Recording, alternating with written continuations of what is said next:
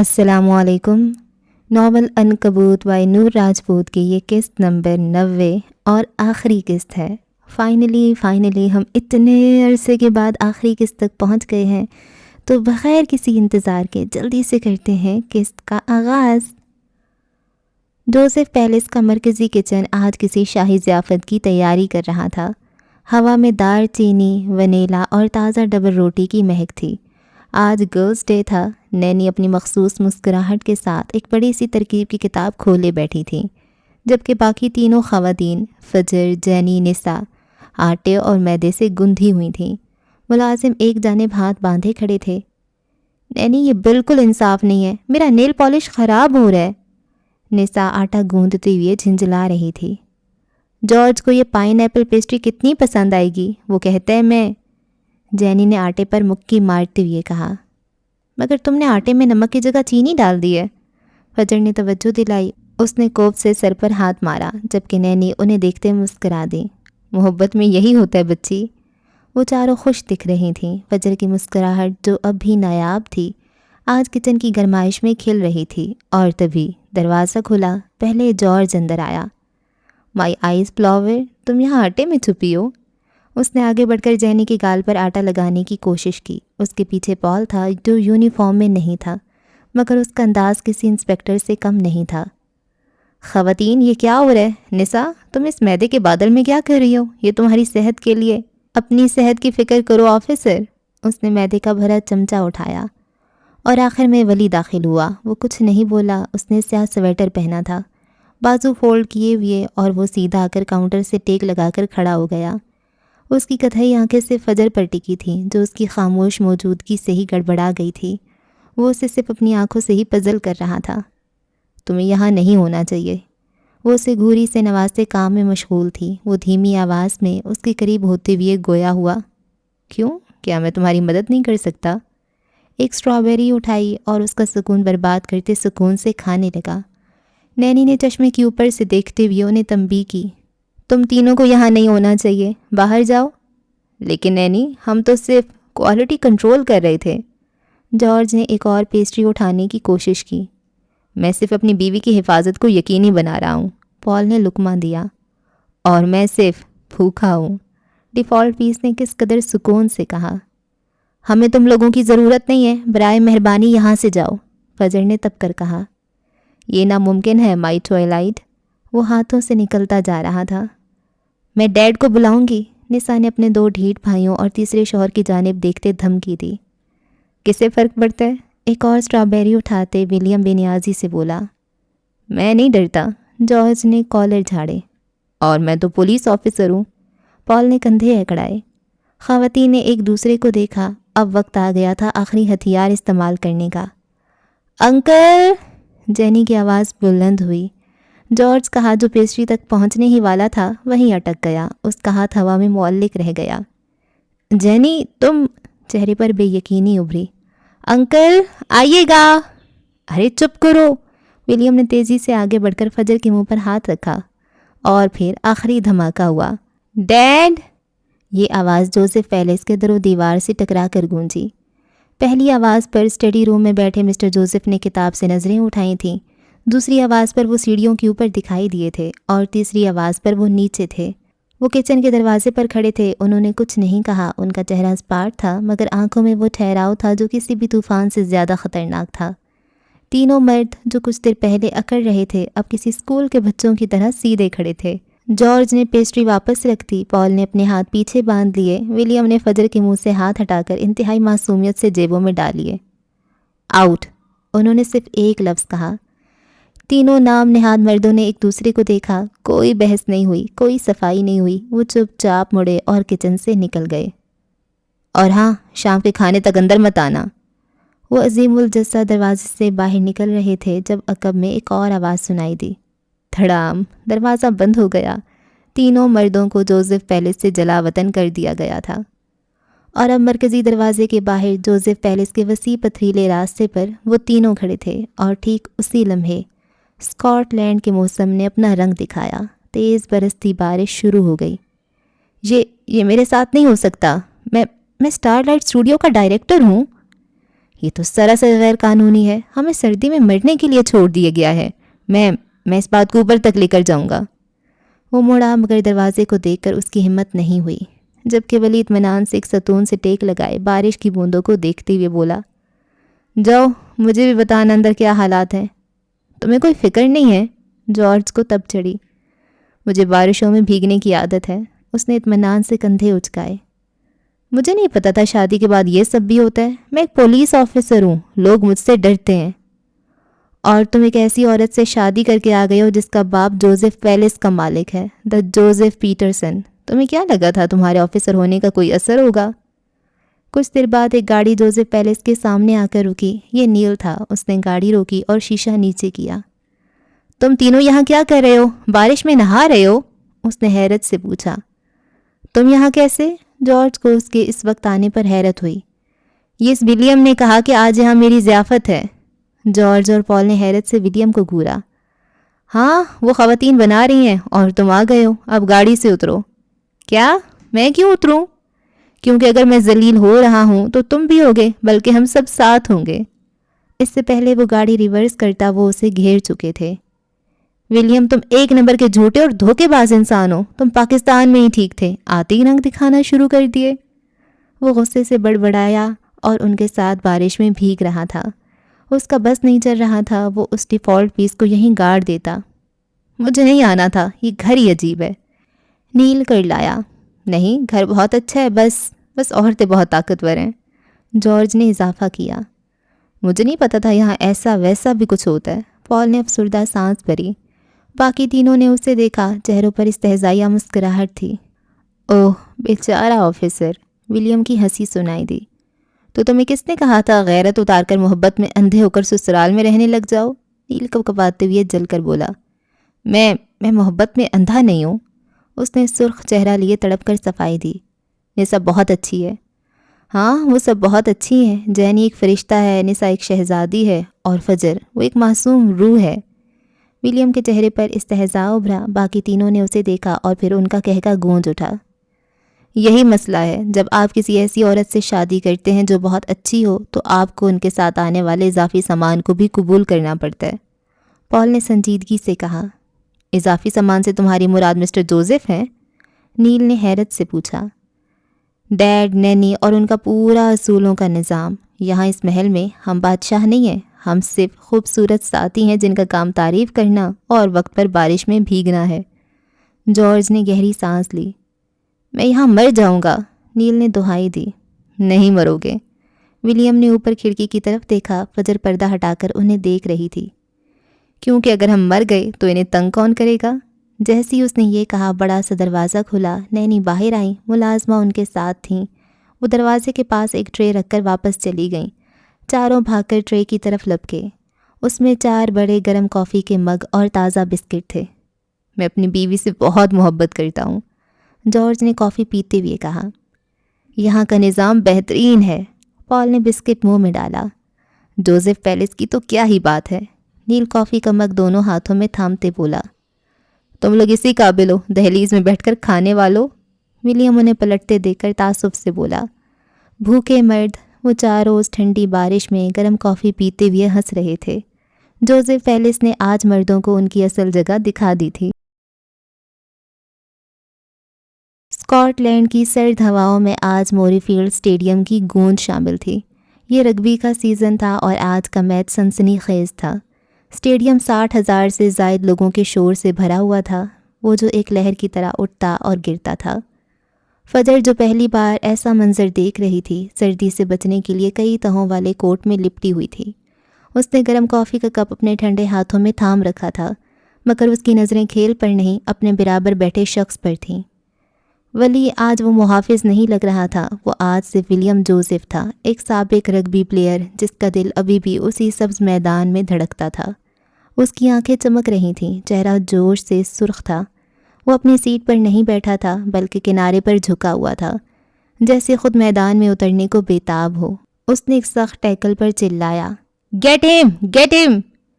یہ فاؤل ہے، ریفری سو رہا ہے کیا؟ فجر ہلکا سا مسکرائی۔ مجھے لگتا ہے تم ان کی ٹانگیں یہیں سے توڑ دو گے، آرام سے بیٹھو نا۔ آرام سے فجر، تم دیکھ نہیں رہی ہیں کتنی بری طرح کھیل رہے ہیں، اس کھلاڑی کو تو میں… اس نے کھیل پر نظریں جمائے کہا۔ اس کا بس نہیں چل رہا تھا کہ وہ اٹھ کر جائے اور خود کھیلے۔ فجر اس کے اس جنون پر حیران تھی۔ یہ وہ ولی نہیں تھا جسے وہ لاہور میں دیکھتی تھی، وہ جو برف جیسا سرد اور حساب کتاب میں ڈوبا رہتا تھا۔ یہ ایک الگ ہی انسان تھا، جوش اور زندگی سے بھرپور، ولیم جوزف۔ جیسی ایک کھلاڑی نے ٹرائی سکور کی، وہ اپنی جگہ سے اچھل پڑا۔ یہی میں نے کہا تھا نا، میں نے کہا تھا۔ اس کا چہرہ خوشی سے تمتما رہا تھا، وہ اجنبیوں سے ہاتھ ملا رہا تھا، تالیاں بجا رہا تھا۔ فجر اس کی اس خوشی کو دیکھ کر بس مسکراتی رہی۔ اس نے اپنی زندگی میں کبھی رگبی نہیں دیکھی تھی، مگر وہ اس شخص کے لیے خوش تھی جو اتنی اذیت کے بعد آج کھل کر سانس لے رہا تھا۔ کھیل کے وقفے میں جب شور کچھ تھما تو وہ واپس اپنی سیٹ پر بیٹھا۔ اس کا سانس ابھی بھی تیز تھا۔ اگر تمہیں اتنا ہی شوق تھا تو تم خود کیوں نہیں کھیل لیتے؟ میں کھیلتا تو یہ سب بیچارے کہاں جاتے؟ وہ ہنسا، پھر اس نے فجر کا ٹھنڈا ہاتھ اپنے ہاتھ میں لے لیا۔ تمہیں یاد ہے؟ اس کی آواز دھیمی ہو گئی۔ تم نے کہا تھا۔ کیا؟ اس نے اس کے اچانک سنجیدہ ہونے پر اسے دیکھا۔ کہ ہمارے 2 بچے ہوں گے۔ فجر کافی کا گھونٹ بھرتے بھرتے رک گئی، اس کی آنکھیں حیرت سے اٹھیں۔ ہاں کہا تھا، ولی نے اس کے ہاتھ کو سہلاتے ہوئے سنجیدگی سے کہا۔ وہ میں نے سوچ لیا، ایک بیٹی ہوگی اور ایک بیٹا۔ بیٹی تمہارے جیسی ہوگی۔ میرے جیسی مطلب ضدی اور غصے والی؟ فجر نے کندھے اچکاتے پوچھا۔ وہ مسکرایا۔ نہیں، مطلب خوبصورت، ذہین اور اتنی مضبوط کہ کسی کی ضرورت نہ ہو۔ بالکل تمہارے جیسی۔ وہ وہی کرے گی جو تم کرتی ہو، یعنی راج کرے گی۔ فجر کے گالوں پر اس سردی میں بھی ایک ہلکی سی سرخی دوڑ گئی۔ اس نے اپنی مٹھی پر تھوڑی ٹکائی اور دلچسپی سے پوچھا، اور بیٹا؟ ان قطعی آنکھوں میں ایک خواب سا اتر آیا۔ وہ مجھ جیسا ہوگا، سپورٹس مین بنے گا، رگبی یا پھر فٹ بال پلیئر۔ ہم اسٹیڈیم میں بیٹھ کر اس کا میچ دیکھا کریں گے۔ میں اسے بچپن سے ہی خوب سکھاؤں گا، اسے بیسٹ بناؤں گا۔ ان خوبصورت آنکھوں میں اتنے خواب تھے، یہ فجر نے آج دیکھا تھا۔ گھر کا خواب صرف عورت نہیں، مرد بھی دیکھتا ہے۔ اگر وہ سارا دن کھیلتا رہے گا تو پڑھے گا کب؟ اس نے اہم نکتہ اٹھایا۔ اس کا ہوم ورک میں کر دیا کروں گا، اس نے لاپرواہی سے کہا تو اس جواب پر وہ بے ساختہ ہنس دی، ایک حقیقی گہری ہنسی جو اس کے دل سے نکلی تھی۔ شاید سپورٹس مین ایسے ہی ہوتے ہیں۔ ولیم جوزف ایک لمحے کے لیے کھیل کو، شور کو، سب کو بھول گیا۔ اس کی نظریں صرف فجر کی ہنسی پر ٹکی رہیں، وہ ہنسی جسے سننے کے لیے اس نے ایک دنیا جلا دی تھی۔ شاید۔ وہ اسے نگاہوں میں جذب کرتے بولا اور پھر فجر کا ہاتھ اٹھایا اور اسے اپنی جیکٹ کی جیب میں ڈال لیا تاکہ اسے گرم رکھ سکے۔ مگر وہ خوش رہیں گے، وہ وعدہ کر رہا تھا۔ فجر نے اس کی آنکھوں میں جھانکتے ہوئے پوچھا، کیا ہم یہ کر پائیں گے، ایک عام زندگی؟ ہم عام نہیں ہیں فجر۔ فجر کے ہاتھ پر گرفت مضبوط کرتے اس نے سنجیدگی سے جواب دیا۔ اس کی سیویئر والی شدت لوٹ آئی تھی۔ لیکن ہم خوش رہنا ڈیزرو کرتے ہیں، اور میں اس بات کو یقینی بناؤں گا۔ اسٹیڈیم کا شور پھر سے بلند ہونے لگا تھا، مگر اس شور میں ان دونوں نے اپنی خاموش عام سی خوشی کا پہلا خواب بن لیا تھا۔ لٹریری ہال، لندن، 3 سال بعد۔ ایک تاریخی ہال کی بلند چھت جہاں لکڑی کے پرانے شہتیروں پر شام کی مدھم روشنی پڑ رہی تھی۔ ہال کے آخر میں بنے اسٹیج پر اسپاٹ لائٹ کے نیچے وہ بیٹھی تھی، شہد رنگ آنکھوں والی ایک لڑکی، جس کے چہرے پر اب وقت کی پختگی اور دانش مندی کی گہری پرچھائیاں تھیں، مگر وہ آج پہلے سے کئی زیادہ حسین لگ رہی تھی۔ فلک عالمگیر۔ اس کے ہاتھ میں ایک موٹی سی کتاب تھی اور اس کی آواز مائک کے ذریعے ہال کے کونے کونے میں گونج رہی تھی۔ الفاظ اتنے سحر انگیز تھے کہ سینکڑوں لوگوں کا مجمع ساکت بیٹھا تھا، جیسے وہ سانس لینا بھول گئے ہوں۔ وہ عنکبوت کی کہانی کو ایک مختلف انداز میں ایک فیری ٹیل کے طور پر سنا رہی تھی، ایک زہریلی فیری ٹیل۔ اور یہ ہمارا عقیدہ ہے کہ ہر شہزادی کو آخر میں اس کا شہزادہ مل جاتا ہے، مگر اس کہانی میں ملکہ کو ایک مشکل انتخاب کرنا پڑا۔ اس نے اپنے ہاتھ میں تھامی کتاب پر نظر ڈالی، گویا وہ اس کے صفحات میں نہیں بلکہ ماضی کی گہرائیوں میں جھانک رہی ہو۔ یہ زہریلی فیری ٹیل ہمیں سکھاتی ہے کہ کچھ کہانیاں فار ایور آفٹر ختم نہیں ہوتی، کچھ کہانیاں in spite of every thing کے ساتھ ختم ہوتی ہیں۔ اس نے مائکرو فون کے قریب جھک کر اپنی آواز کو مزید دھیما اور سحر انگیز بنایا۔ تو جب دو بادشاہتیں ایک دوسرے سے ٹکرائیں، ایک بادشاہ نے اپنی پوری سلطنت کو بچانے کے لیے خود کو مٹا دیا۔ یہ وہ قیمت تھی جو اس نے امن کے لیے ادا کی، اور اس نے ایسا اس لیے نہیں کیا کہ وہ برباد ہو رہا تھا، بلکہ اس لیے کہ وہ جانتا تھا کہانی کا اصل ہیرو وہ نہیں، بلکہ وہ سب لوگ ہیں جو اس کے جانے کے بعد جینا سیکھیں گے۔ اس نے اپنا سر اٹھایا اور اس کی شہد رنگ آنکھوں میں ایک پرانی گہری چمک تھی۔ اور یوں مکڑی کا جال تو ٹوٹ گیا، مگر بادشاہ کی بنائی ہوئی دیواریں مضبوط رہیں۔ وہ بادشاہ چلا گیا مگر اپنے پیچھے ایک عہد وفا چھوڑ گیا۔ وہ جو چلا گیا اس نے جیت لیا، اور جو پیچھے رہ گئے انہیں بادشاہت کی سب سے بھاری وراثت کو سنبھالنا پڑا۔ اس نے ایک آخری جملہ ادا کیا اور کتاب بند کر دی۔ اس کے جوڑے میں بندھے شہد رنگ بال سپاٹ لائٹ کی روشنی میں سونے کی طرح چمک رہے تھے۔ چہرے کے گرد جھولتی دو لٹیں اسے حسین تر بنا رہی تھیں۔ ہال میں جیسے زندگی کی لہر دوڑی، تالیوں کی گونج اتنی شدید تھی کہ جیسے کوئی طلسم ٹوٹا ہو۔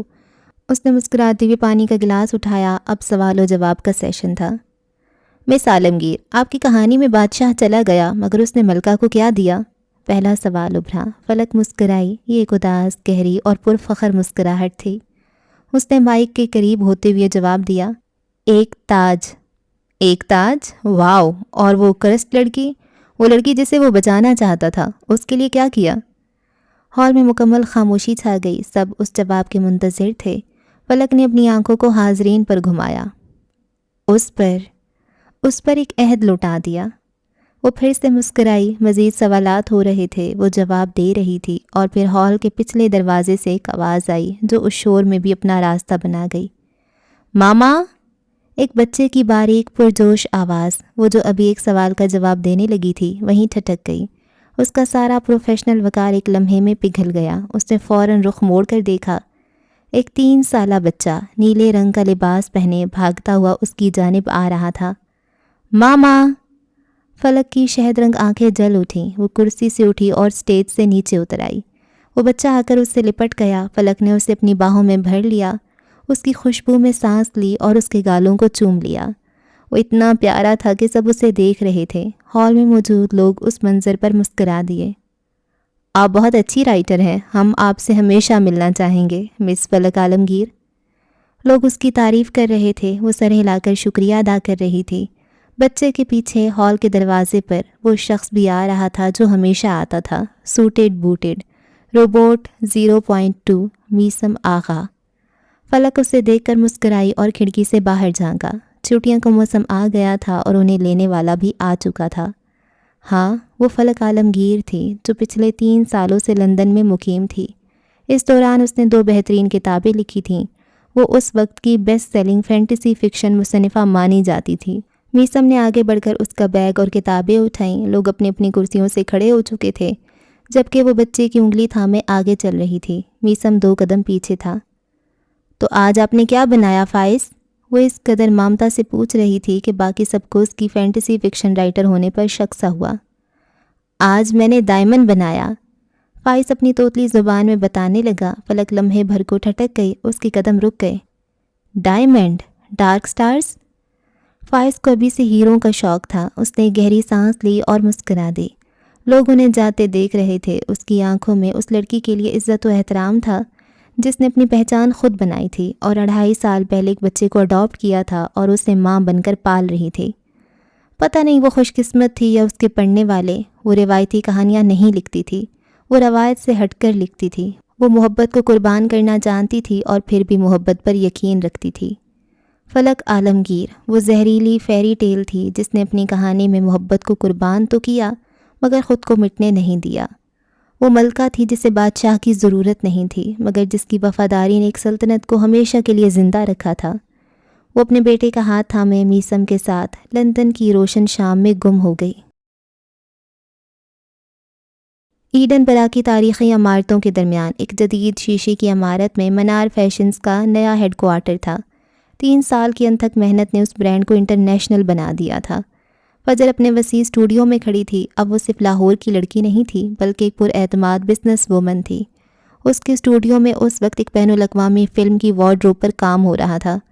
ہر طرف ریشم، مخمل اور اسکاٹش ٹار ٹنگے کپڑے بکھرے ہوئے تھے جنہیں وہ بڑی باریک بینی سے دیکھ رہی تھی۔ نہیں، یہ رنگ نہیں چلے گا، ڈائریکٹر کو اصل رائل بلو چاہیے، یہ نیوی ہے، اسے تبدیل کرو۔ وہ ہدایات دیتی ہوئے ایک اسکیچ بک پر تیزی سے نئے ڈیزائن کا خاکہ بنا رہی تھی۔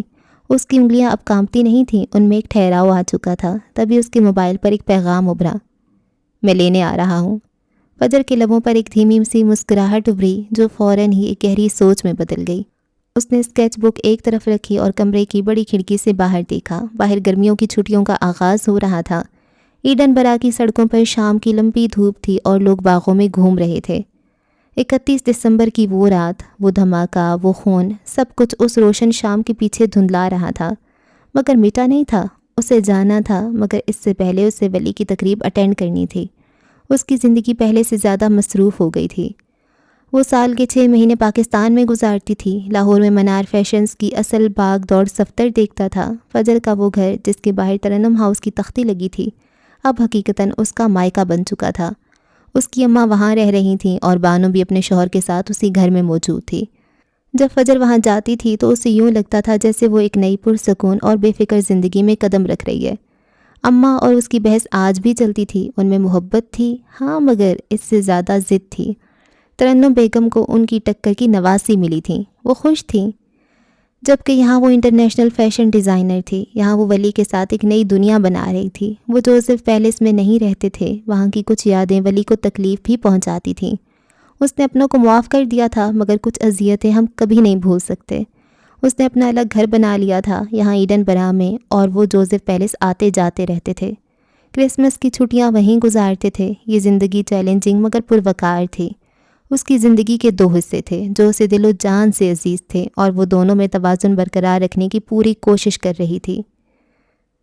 مقام: national museum of Scotland, مرکزی ہال۔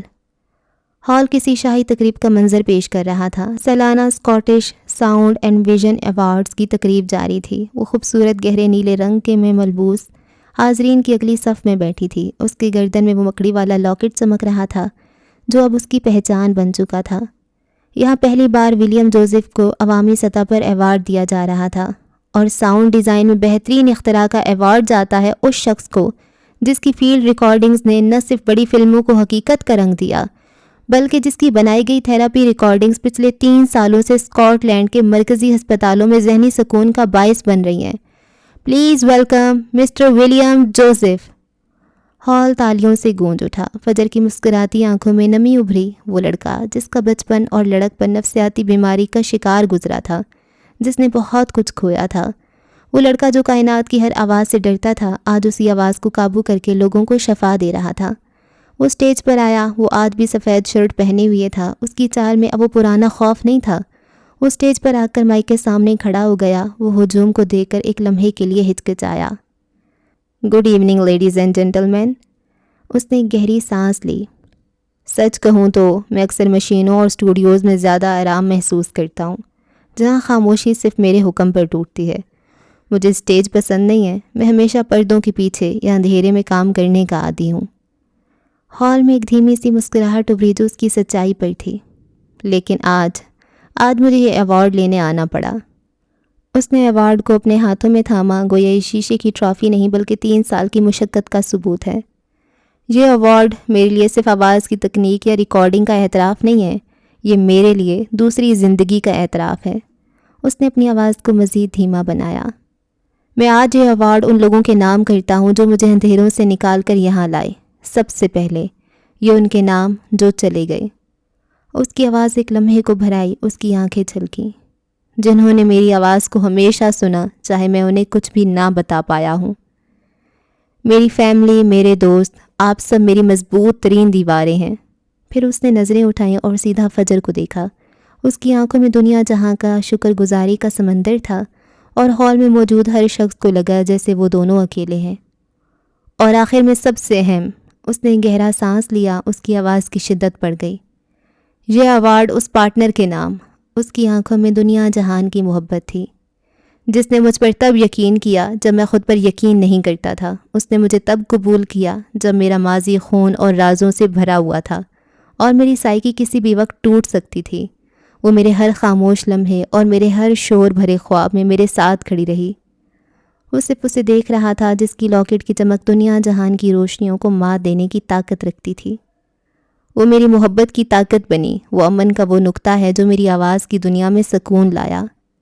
وہ ایک لمحے کو رکا اور پھر اس کی آواز پورے ہال میں گونجی، عشق اور اعتراف سے بھرپور۔ یہ ایوارڈ میری سب سے بڑی طاقت، میری وائف فجر معراج کے نام۔ اس کی اس باتوں نے ہال میں ایک گہرا تاثر چھوڑا۔ فجر نم آنکھوں سے مسکرا رہی تھی۔ مقام سائبیریا، روس، ایک محفوظ گھر۔ سائبیریا کے گھنے صنوبر کے جنگلات سے کچھ فاصلے پر ایک وسیع و عریض جھیل کے کنارے وہ بڑا سا لکڑی کا گھر کھڑا تھا۔ یہ گھر رئیس کی وصیت کا وہ حصہ تھا جو صرف گھر کے لیے مخصوص تھا۔ یہاں ہر سال گرمیوں کی چھٹیاں منانے وہ سب آتے تھے جنہیں اس نے اپنی آخری سانسوں تک بچایا تھا۔ ہوا ٹھنڈی، صاف اور تازہ تھی۔ شام ڈھل رہی تھی اور گھر کے پچھواڑے باربیکیو کی تیاری چل رہی تھی۔ احاطے میں بچھی گھاس پر ایک چھوٹا سا کاٹ رکھا تھا جس میں مراد کی 2 سالہ بیٹی سو رہی تھی۔ اس کے پاس پائس گھٹنوں کے بل بیٹھا تھا۔ وہ تقریباً 3.25 سال کا ہو چکا تھا اور اس کی آنکھوں میں اپنی ماں جیسی نرمی اور تجسس تھا۔ اس کے ننھے ہاتھ میں چند موتی تھے جو اس نے صبح جھیل کے کنارے ایک سیپ سے نکالے تھے۔ وہ کاٹ پر جھکتے ہوئے سرگوشی کر رہا تھا۔ دیکھو، یہ سمندر سے آئے ہیں۔ وہ موتی اس بچے کی مٹھی میں رکھنے کی کوشش کر رہا تھا۔ کچھ فاصلے پر لکڑی کے بنے آرام دہ صوفوں پر فلک، فجر اور آسپا بیٹھی تھیں۔ ان کے ہاتھوں میں گرم مشروبات کے مگ تھے۔ مراد کہہ رہے تھے کہ پچھلے مہینے لاہور میں میٹنگز اتنی شدید تھیں کہ میسم نے 3 بار سسٹم ریبوٹ کر دیا۔ آسپا نے کہا، وہ میٹنگ نہیں، جنگ تھی، لیکن فجر کے نئے کاسٹیوم نے سب کو چپ کرا دیا۔ فلک نے اضافہ کیا، کردار تمہارے تھے، تم نے سیاہ تتلی کو اتنا خوبصورت لکھا کہ مجھے محنت نہیں کرنی پڑی۔ فجر نے اس کی تعریف کی۔ وہ تینوں ہنس رہی تھیں۔ یہ وہ سکون تھا جس کے لیے رئیس نے سب کچھ داؤ پر لگا دیا تھا۔ باربیکیو گرل کے پاس دھواں اور شعلوں کے قریب وہ تینوں مرد کھڑے تھے جو اس پوری سلطنت کا بوجھ اٹھائے ہوئے تھے۔ مراد، جو آج بھی جی ایم تھا مگر اب آن لائن کام کرتا تھا، گوشت پر مسالہ لگا رہا تھا۔ اس کا چہرہ مطمئن تھا۔ میسم، روبوٹ 0.2، حیرت انگیز طور پر ایک مکمل انسان کی طرح گرل کو دیکھ بھال کر رہا تھا، اور ولی سیاہ سویٹر پہنے ان دونوں کو دیکھ رہا تھا۔ مراد گوشت پر لٹتے ہوئے بولا، کبھی کبھی مجھے یقین نہیں آتا کہ اس نے مجھے یہاں دنیا کی آخری کونے میں رہنے کو کہا۔ صرف گھر کے لیے؟ جواب ولی کی طرف سے آیا تھا۔ میسم نے گرل کی آنچ کو ایڈجسٹ کرتے ہوئے ہمیشہ کی طرح مدعا بیان کیا۔ لاہور آفس کی رپورٹ آ گئی ہے۔ زرتاش میڈم نے فائنینس کا نیا آڈٹ مکمل کر لیا ہے۔ رئیس گروپ کی ہیروں کا معیار اس سال بھی مارکیٹ میں سب سے اوپر ہے۔ رئیس کی وصیت کے مطابق اس کا امپائر انہی لوگوں میں بٹا تھا۔ زرتاش آج بھی فائنینس کی ہیڈ تھی۔ افق کا حصہ اس نے ولی کے نام کر دیا تھا اور باقی سلطنت اس کے ہی نام تھی جسے میسم اور ولی مل کر سنبھال رہے تھے۔ میسم، ہم چھٹیوں پر ہیں، کیا تم ایک دن کے لیے رئیس گروپ کو بھول سکتے ہو؟ ولی ہنسا۔ یہ نہیں بھول سکتا۔ مراد نے مسکراتے ہوئے ولی کے کندھے پر ہاتھ رکھا۔ یہی وہ مشین ہے جس نے اس کے جانے کے بعد بھی تخت کو گرنے نہیں دیا، تم دونوں نے۔ یہ صرف ہم نہیں ہیں۔ اس نے گہری سانس لی اور کچھ فاصلے پر بیٹھی فلک اور فجر کو دیکھا۔ یہ ہم سب ہیں۔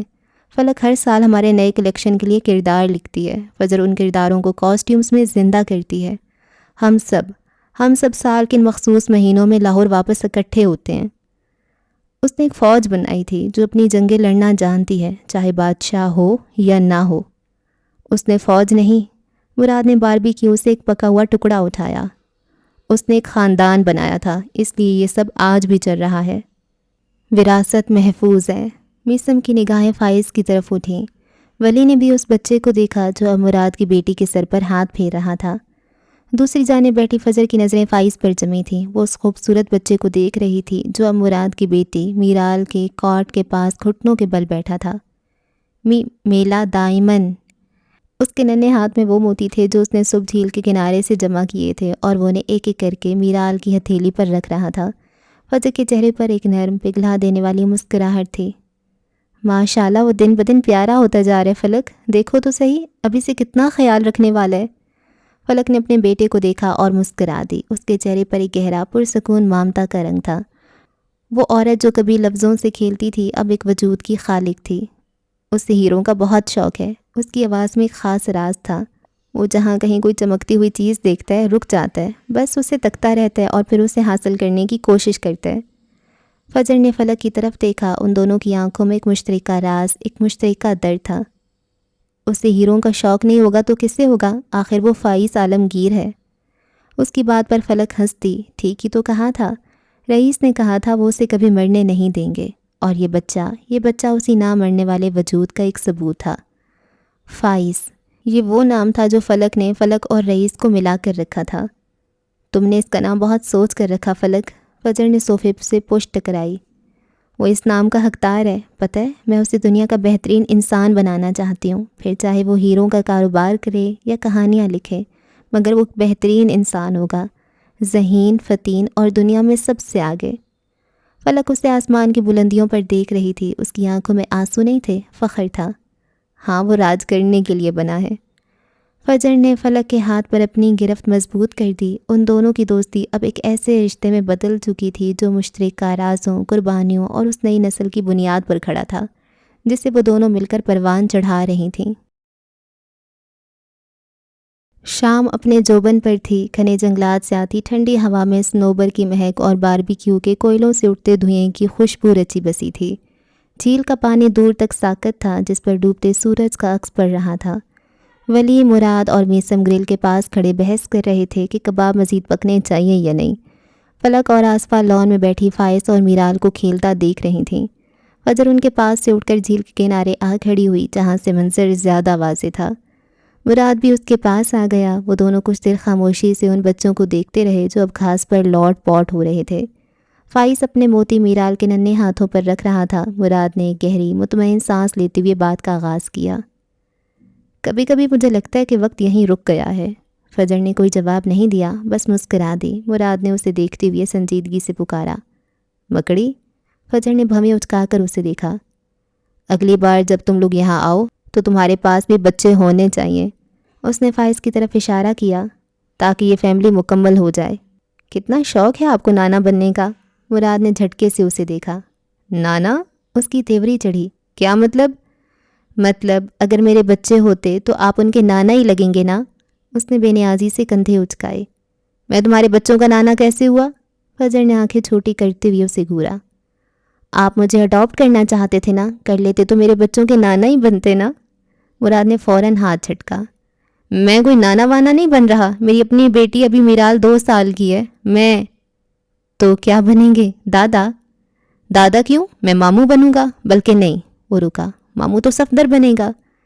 ہاں مگر آپ نانا بنیں گے۔ میں تمہارا کچھ نہیں لگتا، وہ تب گیا تھا۔ میں تایا بنوں گا، وہ بھی ولی کی طرف سے۔ فجر کے تیور بھی بگڑ گئے۔ ہرگز نہیں، آپ نانا ہی بنیں گے، اور ویسے بھی یہ بوڑھے لوگوں والا رول آپ پر سوٹ کرتا ہے، عمر ہو گئی ہے آپ کی۔ مراد آگ بگولا ہو چکا تھا۔ میں بڈھا ہوں؟ تم زہریلی مکڑی، تم نے مجھے بڈھا کہا؟ بالکل، نانا بننے کی عمر ہو چکی ہے۔ چپ کرو۔ اس سے پہلے کہ وہ ایک دوسرے کا گلا دباتے، مراد نے ذرا فاصلے پر فلک کے پاس کھڑے ولی کو آواز دی، اوئے چھوٹے، سنبھالو اسے، یہ مکڑی مجھے کاٹ لے گی۔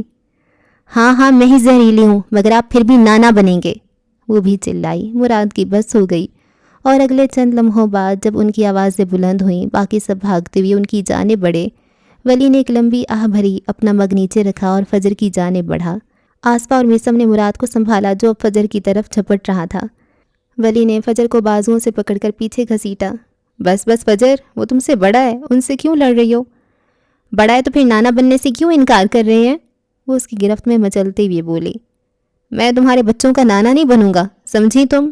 وہ میسم کے پیچھے سے مچلا، جبکہ ولی فجر کھینچتا ہوا واپس گرل کے پاس لے آیا۔ فجر کا چہرہ غصے سے سرخ پڑ چکا تھا۔ ولی نے کباب اٹھا کر سیدھا اس کے منہ کی طرف بڑھایا۔ لڑو مت، یہ کھاؤ۔ فجر نے غصے سے کباب کو دانتوں سے کاٹا۔ پانی پیو۔ اس نے دوسرے ہاتھ میں پانی کی بوتل تھمائی، جبکہ مراد اپنے بال نوچ رہا تھا۔ دیکھا تم نے اسے؟ ایک تو میں نے اسے اپنے پاس رکھا تھا، اس کی وجہ سے میں ڈاکٹر نہیں بن پایا، اور یہ مجھے بڈھا کہہ رہی ہے۔ فجر کباب چباتے ہوئے غصے سے لال بھبو کا چہرہ لیے بڑبڑائی۔ سمجھتی کیا یہ خود کو؟ ایک تو مجھے اڈاپٹ نہیں کیا اور اب نانا بننے سے بھی انکاری ہے، حد ہوتی ہے۔ اس نے ابھی پانی نہیں پیا تھا۔ مراد نے ہانک لگائی۔ اچھا ہوا میں نے تمہیں اڈاپٹ نہیں کیا، زہریلی مکڑی۔ وہ کباب اور بوتل تھامے تیزی سے اس کی جانب بڑھی، مگر ولی اسے پھر سے تھام چکا تھا۔ اس کا چہرہ سرخ پڑ گیا، اس سے اپنی مسکراہٹ ضبط کرنا مشکل ہو رہا تھا۔ فجر اس کی گرفت میں غصے سے ہانپ رہی تھی۔ آپ نانا ہی بنیں گے، سن لیا آپ نے؟ اس بار ولی ضبط نہیں کر پایا اور جھلا کر ہنس دیا۔ وقت تیزی سے اڑ رہا تھا، سائبیریا کی اس خاموش ٹھنڈی شام میں ان کی آوازیں گونج رہی تھیں۔ فلک بچوں کے قریب کھڑی ہنس رہی تھی، میثم خاموشی سے گرل سنبھال رہا تھا، اور ولی اپنی زندگی کی سب سے بڑی لڑائی، فجر اور مراد کی لڑائی کو روکنے کی کوشش کر رہا تھا۔ یہ تو طے تھا کہ فجر مراد کو نانا جی بنا کر ہی چھوڑے گی۔ یہ وہ گھر تھا جس کی خواہش رئیس نے اپنی آخری سانسوں میں کی تھی۔ وہ خود تو اس گھر میں نہیں تھا، مگر اس کی روح ان سب کے ساتھ اس سائبیرین ہوا میں زندہ تھی۔ چھٹیاں جو کبھی ختم نہیں ہوں گی۔ رئیس ہیڈ آفس پہلے سے زیادہ مضبوط اور بلند کھڑا تھا۔ نئی کلیکشن پر کام شروع ہو چکا تھا اور آج اسی سلسلے میں ایک ٹیم کی تقریب جاری تھی۔ ہال میں ہلکا شور، موسیقی اور کامیابی کا احساس تھا، مگر باہر آسمان پھٹ پڑا تھا، بارش کا شور شیشے کی دیواروں سے ٹکرا رہا تھا۔ فلک اس تقریب سے کچھ پل کے لیے نکلی تھی، وہ راہداری سے گزر رہی تھی، اس کے ہاتھ میں ایک نوٹ پیڈ تھا، مگر اس کا ذہن کہیں اور تھا۔ شہر وہی تھا، مگر اس ایک شخص کے جانے سے خالی کیسے ہو گیا تھا؟ لوگ کہتے تھے لاہور میں اب کچھ نہیں بچا، رئیس ٹھیک کہتا تھا، اس شہر کی رگوں میں اس کا خون دوڑتا تھا، اس کے جانے کے بعد سب کچھ مردہ لگنے لگا تھا۔ وہ ایک بڑی گلاس بال کے قریب سے گزری، بادل گرجے اور آسمانی بجلی پوری شدت سے چمکی۔ ایک لمحے کے لیے باہر کا لان دن کی طرح روشن ہو گیا، اور اس بجلی کی چمک نے فلک کو ساکت کر دیا۔ لان کے بیچوں بیچ وہ کھڑا تھا، وہی انداز، وہی وجود، وہی سیاہ لباس میں ملبوس ہیبت۔ رئیس؟ فلک کے ہاتھ سے نوٹ پیڈ گر گیا، اس کا دل جیسے سینے میں دھڑکنا بھول گیا۔ نہیں، یہ اس کی آنکھوں کا دھوکہ نہیں ہو سکتا تھا۔ وہ وہیں کھڑا تھا، بارش میں بھیگتا ہوا، اسی سلطنت کو دیکھ رہا تھا جسے اس نے بنایا تھا۔ رئیس؟ اس کے اندر کی ملکہ، اس کی پختگی، اس کے 3 سال کا ضبط، سب ایک لمحے میں ٹوٹ گیا۔ وہ دوپٹہ سنبھالتی ہوئی بھاگی۔ وہ بھاگ رہی تھی، وہ شخص جسے وہ دیکھ کر جینا چاہتی تھی آج نظر آ گیا تھا۔ وہ تقریب بھول گئی، لوگ بھول گئی، اپنا مقام بھول گئی۔ وہ راہداریوں سے بھاگ رہی تھی، کئی سیڑھیاں، کئی موڑ، اس کا رخ صرف لان کی طرف تھا۔ میثم جو سیکیورٹی ڈیسک پر کھڑا تھا، اس نے فلک کو اس دیوانگی سے بھاگتے دیکھا۔ اس کی آنکھوں میں ایک لمحے کو شناسائی کی تکلیف ابھری، وہ سمجھ گیا تھا، وہ اس کے پیچھے نکلا۔ فلک زمین کو چھوتی اپنی سادہ گھیرے دار فراک اور بڑے سے دوپٹے میں شیشے کا دروازہ دھکیلتی ہوئی باہر بارش میں نکل آئی۔ اب وہ لان کی جانب بھاگ رہی تھی، پھر وہ رک گئی۔ بارش کا ٹھنڈا پانی اس کے وجود کو بھگو رہا تھا، اور اس کے آنسو بارش میں گھل مل گئے۔ اس کے سامنے رئیس کا مجسمہ تھا، کانسی کا بنا ہوا، زندگی سے بھرپور، وہی تحکمانہ انداز۔ اس کی سلطنت میں اس کا مجسمہ اعزاز کے طور پر نصب کیا گیا تھا۔ یہ کام رئیس گروپ کے ان ہزاروں ملازمین نے مل کر کروایا تھا جو آج بھی اسے اپنا بادشاہ مانتے تھے۔ فلک کئی لمحے اس مجسمے کو دیکھتی رہی، اپنے ہونٹ بھینچے، وہ ضبط کر رہی تھی، اور پھر وہ رو دی، وہ گھٹنوں کے بل زمین پر بیٹھتی چلی گئی۔ ہاں، وہ زندگی میں آگے بڑھ آئی تھی، وہ فائز کی ماں تھی، وہ ایک کامیاب مصنفہ تھی، وہ ایک گھر سنبھال رہی تھی، مگر وہ اس شخص سے محبت کرنا نہیں چھوڑ سکی تھی۔ تم واپس کیوں نہیں آتے؟ پیچھے کچھ فاصلے پر میثم آ کر ٹھہر گیا تھا۔ وہ جانتا تھا، وہ سمجھ گیا تھا فلک کو بھرم ہوا تھا۔ اس کے گلے کی گلٹی ڈوب کر ابھری، اس روبوٹ کی آنکھوں میں آج نمی تھی۔ 3 سال گزر چکے تھے، لوگ رئیس کو نہیں بھولے تھے، وہ جانتے تھے وہ چھٹیوں پر گیا تھا اور وہ سب اس کے لوٹ آنے کا انتظار کر رہے تھے، مگر فلک جانتی تھی یہ چھٹیاں کبھی ختم نہیں ہوں گی۔ وہ خود پر ضبط کرنے کی کوشش کر رہی تھی، مگر آج اس کا سارا ضبط ٹوٹ گیا تھا۔ وہ بچوں کی طرح پھوٹ پھوٹ کر رو رہی تھی۔ وہ ملکہ تھی، مگر اس کا بادشاہ صرف ایک یاد، ایک مجسمہ بن کر رہ گیا تھا۔ یہ اس کی زہریلی فیری ٹیل کا سب سے بڑا موڑ تھا۔ وہ جانتی تھی کہ اس کی اصل فتح یہی تھی کہ وہ آج بھی یہاں کھڑی تھی۔ اس نے اپنے غم، دکھ اور محبت کے زہر کو اپنے فن میں بدل دیا۔ وہ کتنی ہی دیر روتی رہی، پھر اس نے مٹی لگے ہاتھوں سے اپنا چہرہ پونچھا، پھر مجسمے کو دیکھا اور نم آنکھوں سے مسکرا دی۔ یہ ایک نئی پرعزم اور فاتحانہ مسکراہٹ تھی۔ وہ اٹھی، بارش میں کھڑی رہی، اور اپنے دوپٹے کو اس شان سے سر پر درست کیا جیسے کسی نے ایک نیا تاج پہنا ہو۔ ہاں، فلک عالمگیر ہمیشہ کے لیے وہ مصنفہ رہے گی جس نے اپنے سب سے بڑے کردار کو اپنی کہانی سے مٹا کر اسے اپنے ہر لفظ، اپنے ہر خواب اور اپنے فائز میں ہمیشہ کے لیے زندہ کر لیا تھا۔ میسم اس کے پیچھے چھتری لیے خاموشی سے کھڑا رہا۔ فلک نے مڑ کر میسم کو دیکھا۔ اس کی آنکھوں میں گہرا تشکر تھا، سر پر رکھا آنچل، بھیگا چہرہ اور مڑی ہوئی پلکیں۔ حسن اتنا بلند ہوا تھا کہ فلک بن گیا۔ میسم نے نظریں جھکا لیں۔ کچھ رشتے بنا نام کے ہی حسین ہوتے ہیں، کچھ لوگ ہماری زندگی میں سائے کے لیے ہوتے ہیں، وہ ہمارا ساتھ کبھی نہیں چھوڑتے، چاہے آسمان سے آگ برسے یا رحمت کی بارش ہو۔ مجسمے پر آخری نظر ڈالتے اس نے ایک لمبی سانس لی اور تیز بارش میں میسم سے آگے چل دی۔ اس کا قدم پختہ تھا، کیونکہ وہ صرف ملکہ نہیں تھی، وہ خود ایک سلطنت تھی۔ جوزف پیلس اپنی تمام تر شاندار خاموشی کے ساتھ پس منظر میں کھڑا تھا۔ اس کی پتھر کی عمارت پر رات کی مدھم روشنی پڑ رہی تھی، جو اسے ایک طلسماتی ہیولا دے رہی تھی۔ پیلس کے باہر سبزہ زار پر ایک چھوٹی سی گول میز اور 2 کرسیاں رکھی تھیں۔ میز پر سفید ململ کا کپڑا، ایک سادہ گلدان اور درمیان میں ایک خوشبودار کینڈل جل رہی تھی۔ یہ ولی کی طرف سے فجر کے لیے اہتمام کردہ ایک پرائیویٹ کینڈل لائٹ ڈنر تھا۔ اس نے سفید شرٹ پہن رکھی تھی، جس کے کالر پر سلیقے سے سرخ دھاگے کا ایک چھوٹا سا دل کڑا ہوا تھا۔ اس کے بال ٹھیک تھے اور اس کی آنکھوں میں آج کوئی گہرا راز نہیں تھا، صرف محبت کی سچائی تھی۔ فجر اس کے مقابل بیٹھی تھی، وہ بھی سفید فراک میں ملبوس تھی جو زمین کو چھو رہا تھا۔ خادم کو ڈنر کا شرف بخشیں بیگم صاحبہ۔ بخش دیا۔ وہ دونوں ہنس دیے۔ یہ ان کی زندگی کا معمول بن چکا تھا، شدید جذبات اور ہلکا مزاح۔ ڈنر مکمل ہوا۔ وہ پرندے تھے جو طوفان سے نکل کر سکون کے ساحل پر اترے تھے۔ ولی خاموشی سے اٹھا۔ اس نے اپنا ہاتھ فجر کی طرف بڑھایا۔ میں آئی؟ فجر کی آنکھیں چمک اٹھیں۔ یہ وہی رقص تھا، وہی خواب جو ولی نے اسے تب بھی دکھایا تھا جب وہ زندگی اور موت کے بیچ لٹک رہے تھے۔ مسٹر ولی، یہ شرف میرا ہے۔ اس نے ہاتھ آگے بڑھا دیا۔ ولی نے فجر کو اپنی باہوں میں لیا۔ یہ ایک فیری ٹیل کا وہ منظر تھا جس کا خواب اس نے کئی بار دیکھا تھا۔ عقب میں کھڑا شان سے جوزف پیلس اور لان میں رقص کرتے وہ دونوں۔ اس کا ہاتھ فجر کی کمر پر تھا اور فجر کا ہاتھ اس کے مضبوط کندھے پر۔ وہ بہت آہستگی سے گھوم رہے تھے، نہ کوئی جوش تھا، نہ کوئی بےتابی، بس ایک گہرا پرسکون اطمینان تھا۔ اس وقت یہاں مجھے دنیا کی کسی آواز کا شور نہیں سنائی دے رہا، صرف تم۔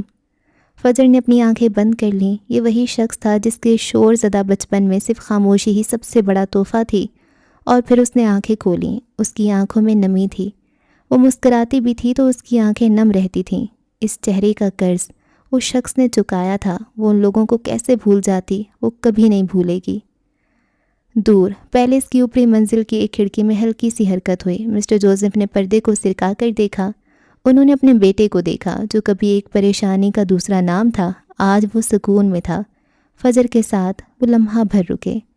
کچھ لوگوں کے حصے میں تنہائیاں آتی ہیں اور وہ ان میں سے ایک تھے۔ ان کا غم اب پرانا ہو چکا تھا۔ انہوں نے آہستہ سے پردہ چھوڑ دیا اور پلٹ گئے، مگر ان دونوں کا رقص جاری رہا۔ کیا کسی جہان میں ان کو یہ چہرہ ملے گا؟ اس نے ضبط کرتے ولیم سے پوچھا۔ کسی اور جہاں پھر ایک جیسے 2 چہرے ہوں گے، ہاں، وہاں ایک چہرہ ان کے پاس ہوگا اور ایک میرے پاس۔ اس نے جواب دیتے فجر کو آہستگی سے ایک جھکاؤ دیا، وہ جھکاؤ جو صرف زندگی کا اعتراف ہوتا ہے۔ اس نے فجر کو سیدھا کیا اور اس کے ماتھے پر بوسہ دیا، اس کی آنکھوں میں گہری محبت سے دیکھتے ہوئے، وہی محبت جس کی خاطر ایک بادشاہ نے اپنی سلطنت لوٹا دی تھی۔ ہاں، یہ ان کی زہریلی فیری ٹیل تھی۔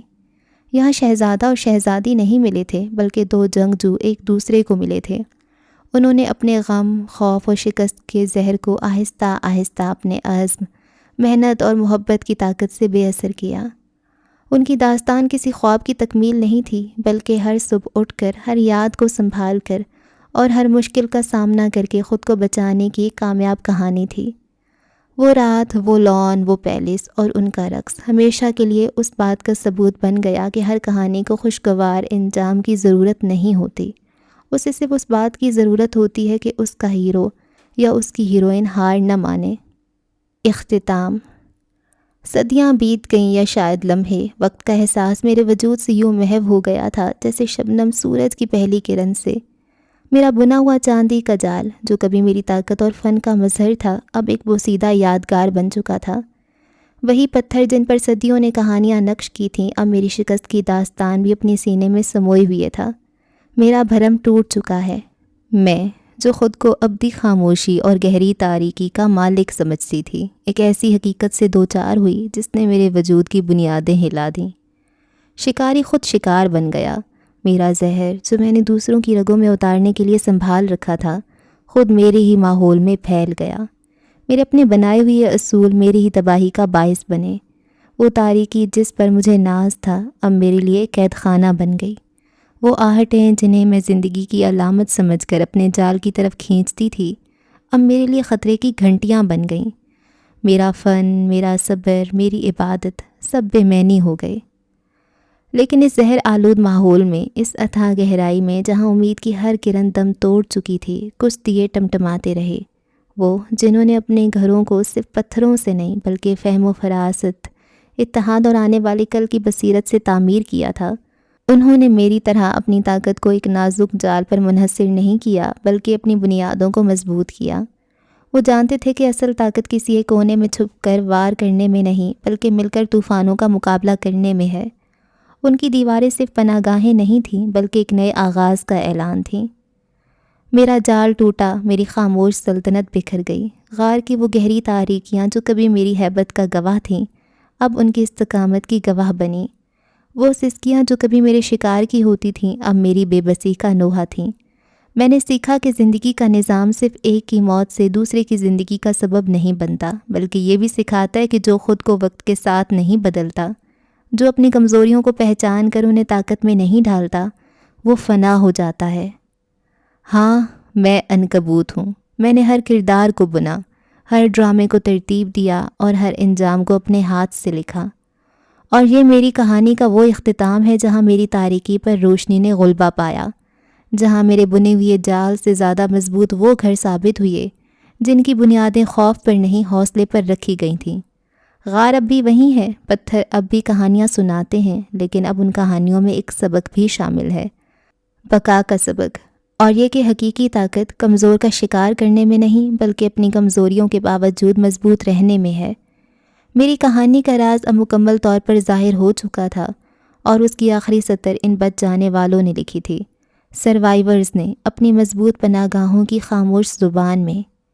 لیکن ایک حیرت انگیز سرگوشی، لیکن یہ میں کیا دیکھ رہی ہوں؟ وہ روشنی جو تاریکی کو بھی نگل جاتی ہے، وہ وجود جو کسی اصول کا پابند نہیں ہے۔ میری لکھی ہوئی کتاب میں یہ باب تو نہیں تھا؟ کیا تم دیکھنا چاہو گے؟ کیا یہ حقیقت ہے یا محض میرا بھرم؟ کیا ایک شکست خوردہ بادشاہ دوبارہ تاج پہن سکتا ہے؟ نہیں، یہ میری سب سے بڑی ہار ہوگی۔ گہرے خاموش جنگلات، ہوا برف کی خوشبو لا رہی تھی، چاند کی روشنی برف کی دبیز تہ پر پڑ کر اسے چاندی کا بنا رہی تھی۔ گھر خاموش تھا اور تبھی اندھیرے سے ایک سایہ نمودار ہوا، دراز قد، مضبوط جسامت۔ اس کے قدم برف پر پڑ رہے تھے مگر کوئی آواز نہیں آ رہی تھی۔ اس کا سیاہ لباس رات کی تاریکی میں ضم ہو رہا تھا، وہ اندھیرے سے روشنی کی طرف آ رہا تھا۔ جیسے ہی وہ جنگل کی سرحد سے باہر نکلا، چاند کی روشنی اس کے چہرے کو چھو گئی۔ وہ ہیبت، وہ ٹھہراؤ، وہ گہری آنکھیں، اس کی آنکھوں کی گہرائی میں وہی ابدی ٹھہراؤ تھا جو موت نے بھی نہیں چھینا تھا۔ اس کے ہونٹ ایک دھیمی انتظار کی مسکراہٹ میں مڑے ہوئے تھے۔ اس کے ہاتھ میں ایک لاکٹ تھا، مکڑی کی شکل میں۔ یہ ویسا ہی لاکٹ تھا جیسا فجر کے پاس تھا۔ وہ یہ کبھی نہیں جان پائے گی کہ اسے بنانے والے نے دو جڑواں لاکٹ بنائے تھے۔ یہ اس کے وعدے کی آخری شکل تھی۔ ٹھیک اسی لمحے لاکٹ ایک دھیمی سرخ روشنی سے جل اٹھا۔ یہ اس بات کی علامت تھی کہ اب ایک مکمل محفوظ زندگی جی رہی تھی۔ وہ مسکرایا۔ ہر کہانی اپنا سیویئر خود چنتی ہے، اور اس کہانی نے اپنا سیویئر ولیم جوزف کو چنا تھا۔ وہ جانتا تھا اسے مرنے نہیں دیا جائے گا۔ وہ دھیرے سے مسکرا دیا۔ اس کی آنکھوں میں آج کوئی غم نہیں تھا، کوئی انتقام نہیں تھا، صرف ایک کہانی کے تخلیق کار کا اطمینان تھا۔ اس کے ارد گرد کا منظر دھندلا گیا، ماضی کے مناظر فلم کی ریل کی طرح تیزی سے اس کے حافظے پر چلنے لگے۔ کمانڈ روم میں آئیوری مربع پر گرا بے جان وجود، غصے سے چیختی ہوئی منار معراج، اور وہ سیویئر جو دور ہیلی کاپٹر میں ریموٹ تھامے بیٹھا تھا۔ اس کی ظرف کا کڑا امتحان تھا۔ یہ میری داستان کا سب سے بڑا داؤ تھا۔ کمانڈ روم کے آئیوری حصے پر پڑا اس کا بے جان وجود، وہ ایک ٹریپ ڈور تھا۔ بلی نے پہلا بٹن دبایا۔ اس کی دھڑکن ساکت ہونے سے پہلے ہی اس بٹن نے آئیوری حصے کو دو پٹ میں کھول دیا تھا، اور اس کا وجود کمانڈ روم سے نچلے کمرے میں گر چکا تھا۔ دوسرا بٹن، وہ کمانڈ روم کو اڑانے کا تھا تاکہ کوئی ثبوت نہ بچے اور عنکبوت کا یقین کامل ہو جائے۔ وہ سیویئر تھا، اس نے کہانی کو بچا لیا تھا۔ 3 سال اس کا وجود کوما میں تھا۔ لوگوں نے اس کا یاٹ دیکھا تھا مگر اسے کسی نے کبھی نہیں دیکھا کیونکہ وہ اسی یاٹ میں موت اور زندگی کی جنگ لڑ رہا تھا۔ اس نے یہ کھیل جان داؤ پر لگا کر کھیلا تھا کیونکہ وہ جان ہار سکتا تھا، حرمت نہیں۔ ہاں، اس کا منظر عام سے ہٹنا ضروری تھا تاکہ باقی سب نارمل زندگی جی سکیں۔ اگر وہ زندہ رہتا تو جال کبھی نہ ٹوٹتا۔ عنکبوت کے مرنے کے لیے بادشاہ کا مرنا ضروری تھا، اور جب تک وہ اندھیرے میں رہے گا باقی سب سکون سے رہیں گے۔ وہ خاندانی رات میں رکا ہوا تھا، اس کے گرد ماحول گھوم رہے تھے، درد، محبت اور فتح کے گرد۔ وہ مسکرایا اور چل دیا۔ وہ اپنی داستان کا مصنف تھا اور اس نے ابھی آخری باب نہیں لکھا تھا، اور جو لکھ چکا تھا اس میں موت تو ہرگز نہیں تھی۔ دوسرے ہاتھ میں پکڑے فون پر ایک نوٹیفیکیشن ابھرا۔ اس نے ٹھہر کر دیکھا۔ اس کا انسٹاگرام اکاؤنٹ جو 3 سال سے مردہ تھا، اس کی آخری پوسٹ پر نیا کامنٹ تھا۔ مسٹر رئیس اورنگزیب، آپ کی چھٹیاں کب ختم ہوں گی؟ میں 2 سالوں سے انتظار کر رہی ہوں۔ کیا میں آپ کو یاد ہوں؟ میں نے کہا تھا میں مستقبل کی ڈاکٹر بنوں گی، کیا آپ مجھ سے شادی کریں گے؟ اور آپ نے کہا تھا میں پہلے ڈاکٹر بن جاؤں۔ میں بتانا چاہتی ہوں میں ڈاکٹر بن چکی ہوں اور مجھے میرا پارٹنر مل گیا ہے۔ میں کہنا چاہتی ہوں کہ آپ دنیا کے بہترین مینٹور ہیں۔ آپ کی باتوں نے مجھے لڑنا اور جینا سکھایا۔ اس کے ہونٹوں پر ایک گہری معنی خیز مسکراہٹ پھیل گئی۔ ہے روزا، اس کی دھیمی سرگوشی ابھری۔ یس باس، اے آئی کی میکان کی سی آواز، جیسے وہ ہمیشہ اس آواز کا انتظار کر رہی تھی۔ اسے ریڈ والا ہارٹ بھیجو۔ اس نے حکم دیتے ہی جیب فون میں ڈالا۔ اگلے ہی پل اس کامنٹ کے نیچے سرخ دل چمک رہا تھا، وہ دل جو 3 سال سے ساکت تھا۔ یہ محض ایک ہارٹ نہیں تھا، یہ ایک وعدہ تھا، یہ ایک سگنل تھا۔ کچھ خواہشیں کبھی ختم نہیں ہوتیں۔ وہ گھر کی خواہش آج بھی زندہ تھی۔ گھر بن چکا تھا مگر وہ اس گھر میں نہیں تھا۔ شاید بادشاہ ہونے کی یہی قیمت تھی، وہ کبھی گھر میں نہیں رہ سکتا۔ وہ آگے بڑھتا جا رہا تھا۔ اسے وہیں چھوڑ کر وقت تیزی سے اڑا اور اسکاٹ لینڈ کی گہری رات میں جوزف پیلیس ایک خاموش اور پرشکوہ حولے کی طرح کھڑا تھا۔ سنیں، جوزف پیلیس کی دیواریں رات پر سرگوشیاں کرتی ہیں جیسے کسی ڈریکولا نے ایک ڈائن کو قید کر رکھا ہو، اور آج کی رات یہ سرگوشیاں پوری طرح سچ تھیں۔ مسٹر جوزف، وہی سرد، خشک اور باوقار شخص، آہستہ قدموں سے تہخانے کی طرف بڑھے۔ ان کے ہاتھ میں چاندی کی ایک چھوٹی سی ٹرے تھی جس پر ایک سادہ پلیٹ اور پانی کا گلاس رکھا تھا۔ تہخانے میں شدید ٹھنڈک اور پرانی لکڑی کی ہلکی سی بدبو تھی۔ انہوں نے ایک بھاری آہنی دروازہ کھولا اور اندر قدم رکھا۔ اندرونی کمرہ بڑا تھا جس میں ایک پتھر کی کرسی اور ایک چھوٹی میز تھی۔ روشنی کا انتظام صرف ایک پرانے لیمپ کے ذریعے تھا جس کی زرد روشنی دیواروں پر خوفناک سائے ڈال رہی تھی۔ کرسی پر وہ بیٹھی تھی، کہانی گر، سیاہ گھنگریالے بالوں والی منار معراج، دی سروائیور۔ ہاں، کمانڈ روم کے دھماکے سے وہ بھی بچ گئی تھی مگر شدید زخمی ہوئی تھی۔ اس کے گھنگریالے بالوں میں اب جگہ جگہ چند سرمئی بال دکھائی دے رہے تھے۔ خوبصورت چہرے پر زخموں کے نشان تھے جو اس کی فطری خوبصورتی کو بگڑے ہوئے مجسمے جیسا بنا رہے تھے۔ وہ زنجیروں سے کرسی سے بندھی ہوئی تھی۔ اس کا منہ ایک موٹے کپڑے سے باندھا گیا تھا جس کی وجہ سے وہ صرف دبی ہوئی کرائیں نکال سکتی تھی۔ مسٹر جوزف نے ٹرے ایک جانب رکھی۔ وہ اس کے سامنے کھڑے ہوئے اور آہستگی سے مگر پختگی سے اس کے منہ سے کپڑا ہٹایا۔ کپڑا ہٹتی اس کے چہرے پر ایک زخمی، تکلیف دہ ہنسی پھیلی۔ تم جانتے نہیں تم کتنی بڑی غلطی کر رہے ہو۔ اس کی آواز کھردری تھی۔ تمہیں مجھے مار دینا چاہیے تھا۔ مارنا آسان تھا اور آسانی میری پسندیدہ نہیں ہے۔ تم زندہ ہو کیونکہ تمہاری رعایا تب تک کچھ نہیں کر سکتی جب تک تم گمشدہ ہو۔ اگر وہ مر جاتی تو وہ آسانی سے نئی ملکہ چن لیتے، یا پھر منار کی سرد زہریلی مسکراہٹ ابھری، ایک پراسرار مسکراہٹ۔ وہ اسے یہاں غیر قانونی راستوں سے لائے تھے۔ وہ اسمگلنگ کی بے تاج ملکہ تھی اور اب اسے اسی راستے سے قید میں لایا گیا تھا جہاں سے نکلنا ناممکن تھا۔ منار کی ہنسی گہری ہوتی گئی، یہ ایک خوفناک سسکیوں سے بھری ہنسی تھی۔ تم پچھتاؤ گے، تم سب پچھتاؤ گے جس دن میں یہاں سے۔ جوزف کی قید سے آج تک کوئی نہیں بھاگ پایا۔ تاریکیاں تمہارا مقدر ہیں، تم انہیں پسند کرتی تھیں۔ بھول جاؤ کہ تم باہر کا سورج دیکھو گی۔ تمہیں اندھیروں میں رہنا پسند تھا اور اب اندھیرے تمہارے لیے مستقل ہیں۔ ان کی آواز خطرناک حد تک سخت تھی منار کی آنکھوں میں شدید چمک تھی، جیسے اسے اچانک کوئی بڑا راز مل گیا ہو یا وقت پورا ہو گیا ہو۔ اس نے نفی میں سر ہلایا۔ کیا تم جانتے ہو وقت پورا ہو چکا ہے؟ مہلت ختم ہو گئی ہے۔ وہ آ رہی ہے، وہ سب آ رہے ہیں، یہ جال کبھی نہیں ٹوٹ سکتا۔ مسٹر جوزف کے ماتھے پر ہلکے سے بل پڑے مگر وہ کچھ نہ بولے۔ میرا سایہ کبھی ختم نہیں ہوگا، میری پرچھائی تم سب کا پیچھا کرے گی، سب میرے جال میں ہیں، میں کبھی کسی کو پرسکون زندگی نہیں گزارنے دوں گی۔ مسٹر جوزف نے کوئی جواب نہیں دیا، وہ ایک لمحے کے لیے بھی نہیں ہچکچائے۔ انہوں نے خاموشی سے کھانا اٹھایا اور میز پر رکھا۔ یہ تہخانہ پیلس کے اصولوں پر چلتا ہے اور یہ پیلس میرا ہے۔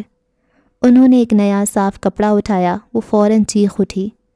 رکو، تم مجھے چپ نہیں کرا سکتے، میری کہانی باقی ہے، میں ان سب کو۔ اس سے پہلے کہ وہ اپنا زہر مزید اگلتی، مسٹر جوزف نے مضبوطی سے اس کے منہ پر کپڑا باندھ دیا۔ ان کے ضبط کی آخری لکیر بھی ٹوٹ گئی۔ وہ دروازہ بند کرنے سے پہلے مڑے اور قید خانے کو دیکھا۔ منار زنجیروں میں جکڑی کرسی پر ایک دبی ہوئی گھٹی ہوئی آواز میں چیخ رہی تھی۔ یہ زہریلی فیری ٹیل کو ختم کرنے کا واحد طریقہ تھا، قید، کیونکہ موت اکثر ایک نیا شہید پیدا کر دیتی ہے۔ انہوں نے بھاری آہنی دروازہ بند کیا اور باہر سے موٹا لوہے کا قفل لگا دیا۔ تہخانے میں ایک بار پھر مکمل تاریکی اور منار کی گھٹی ہوئی چیخیں رہ گئیں۔ اسے یہاں قید رہنا تھا ہمیشہ۔ وقت پھر تیزی سے اڑا۔ سورج کی آخری سنہری کرنیں کمرے کی کھڑکی سے اندر جھانک رہی تھیں۔ کھڑکی کے سامنے ایک چھوٹی لکڑی کی میز رکھی تھی اور اس کے قریب رکھی کرسی پر ایک لڑکی بیٹھی تھی، 19 سالہ لڑکی۔ وہ کسی دیوی کی طرح خوبصورت تھی۔ اس کی آنکھیں سیاہ، گہری اور ذہین تھیں، بالکل تاریکی کی طرح۔ اس کے بال گھنے، سیاہ اور چمکدار تھے۔ اس کا چہرہ صحتیابی کے بعد نکھر کر چمک رہا تھا۔ وہ مکمل طور پر صحت یاب ہو چکی تھی۔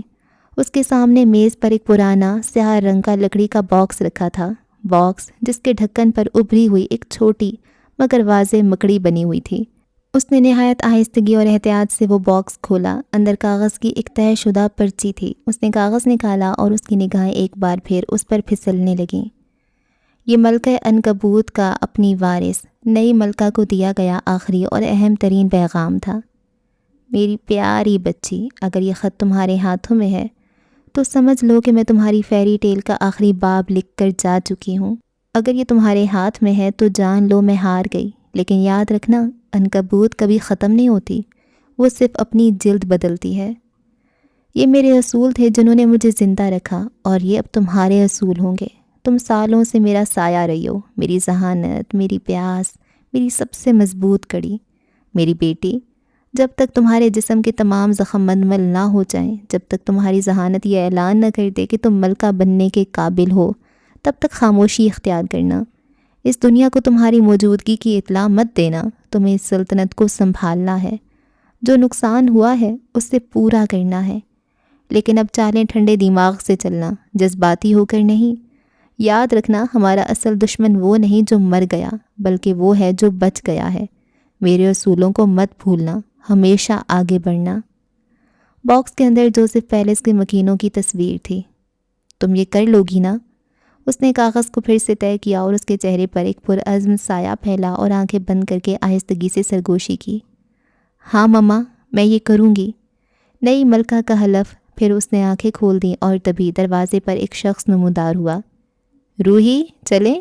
وہ صفتر کی آواز پر اٹھی۔ علاج مکمل ہو چکا تھا۔ اس نے باکس بند کیا اور اسے احتیاط سے اپنے بیگ میں ڈال لیا۔ ایک آخری نظر کمرے پر ڈالی اور پھر وہ دھیرے سے پلٹ گئی، ایک نئی کہانی کا آغاز کرنے کے لیے۔ وقت پھر سے اڑا۔ ایڈن برا کی سرمئی گلیوں میں ایک شخص سیاہ جیکٹ پہنے، کانوں پہ ہیڈ فون جمائے آگے بڑھ رہا تھا۔ کہانی کا سیویئر، ولیم جوزف۔ ماں کو کھو دیا ہے، ماموں نہیں کھو سکتا، اس نے کہا تھا اور اس نے پورا کیا۔ اس کے کان میں لگے ہیڈ فون سے ایک آواز ابھری، روبوٹ 0.2 کی آواز۔ وہ سب پھر سے شروع ہو رہا ہے، جانتا ہوں، اور اس بار ہم تیار ہیں، وہ مضبوط لہجے میں کہتا سرمئی عمارتوں کے سائے میں گم ہو گیا۔ کہانیوں کا انت ہمیشہ نئی شروعات لاتا ہے، کیونکہ کہانیاں کبھی ختم نہیں ہوتیں، سروائیورز کبھی نہیں مرتے۔ منظر پھر سے بدلا۔ سائبیریا کے جنگلات کے قریب لاکٹ ہاتھ میں تھامے وہ شخص آگے بڑھ رہا تھا۔ اس کے قدم مضبوط تھے۔ کبھی سوچا ہے کیا ہو گر چھٹیاں ختم ہو جائیں، اور کیا ہو گر بادشاہ لوٹ آئے؟ عنکبوت اختتام پذیر ہوا، بے شک تمام تعریفیں اللہ ہی کے لیے ہیں۔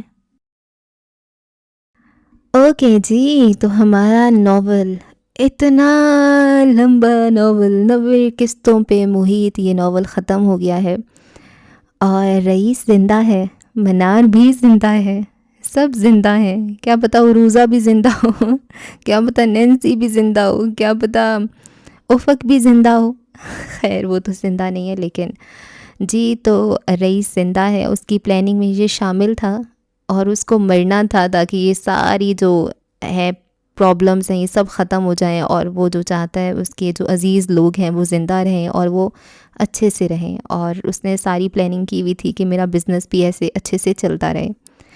تو کس کس کی بات کریں، اوورآل ناول مجھے بہت اچھا لگا ہے، مزہ آیا ہے، اس میں درمیان میں کہیں نہ کہیں کوئی نہ کوئی کیوریوسٹی ہوتی تھی جس کو ختم کرنے کے لیے آپ آگے آگے پڑھتے رہتے ہو، بیچ بیچ میں تھوڑی تھوڑی بندے بوریت بھی ہو جاتی ہے، کبھی کبھی لگتا ہے کہ یہ کیا ہو رہا ہے ایسے، کیونکہ منظر نگاری اور یہ سب چیزیں تھوڑی کبھی زیادہ لگتی تھی، تو پھر لگتا تھا کہ ڈریگ ہو رہی ہے، لیکن اب ایک طویل ناول ہے تو پھر اس کو اچھے سے ایکسپلین کر کر کے ہی لکھا گیا ہے۔ اینی ویز، تو نور راجپوت کے میں نے پہلے بھی ناولز پڑھے ہیں، جیسے سلفائٹ ہے، ماسیل ہے، ان کے اب ریلیٹڈ نا، جیسے جیسے رائٹر نئے نئے ناول لکھتی ہیں تو ان کی جو وہ کہانی ہے وہ زیادہ نکھر جاتی ہے، اور یہ مجھے کلیئرلی نظر آ رہا ہے اس میں، ان کے نسبت مجھے یہ زیادہ بہتر لگ رہا ہے۔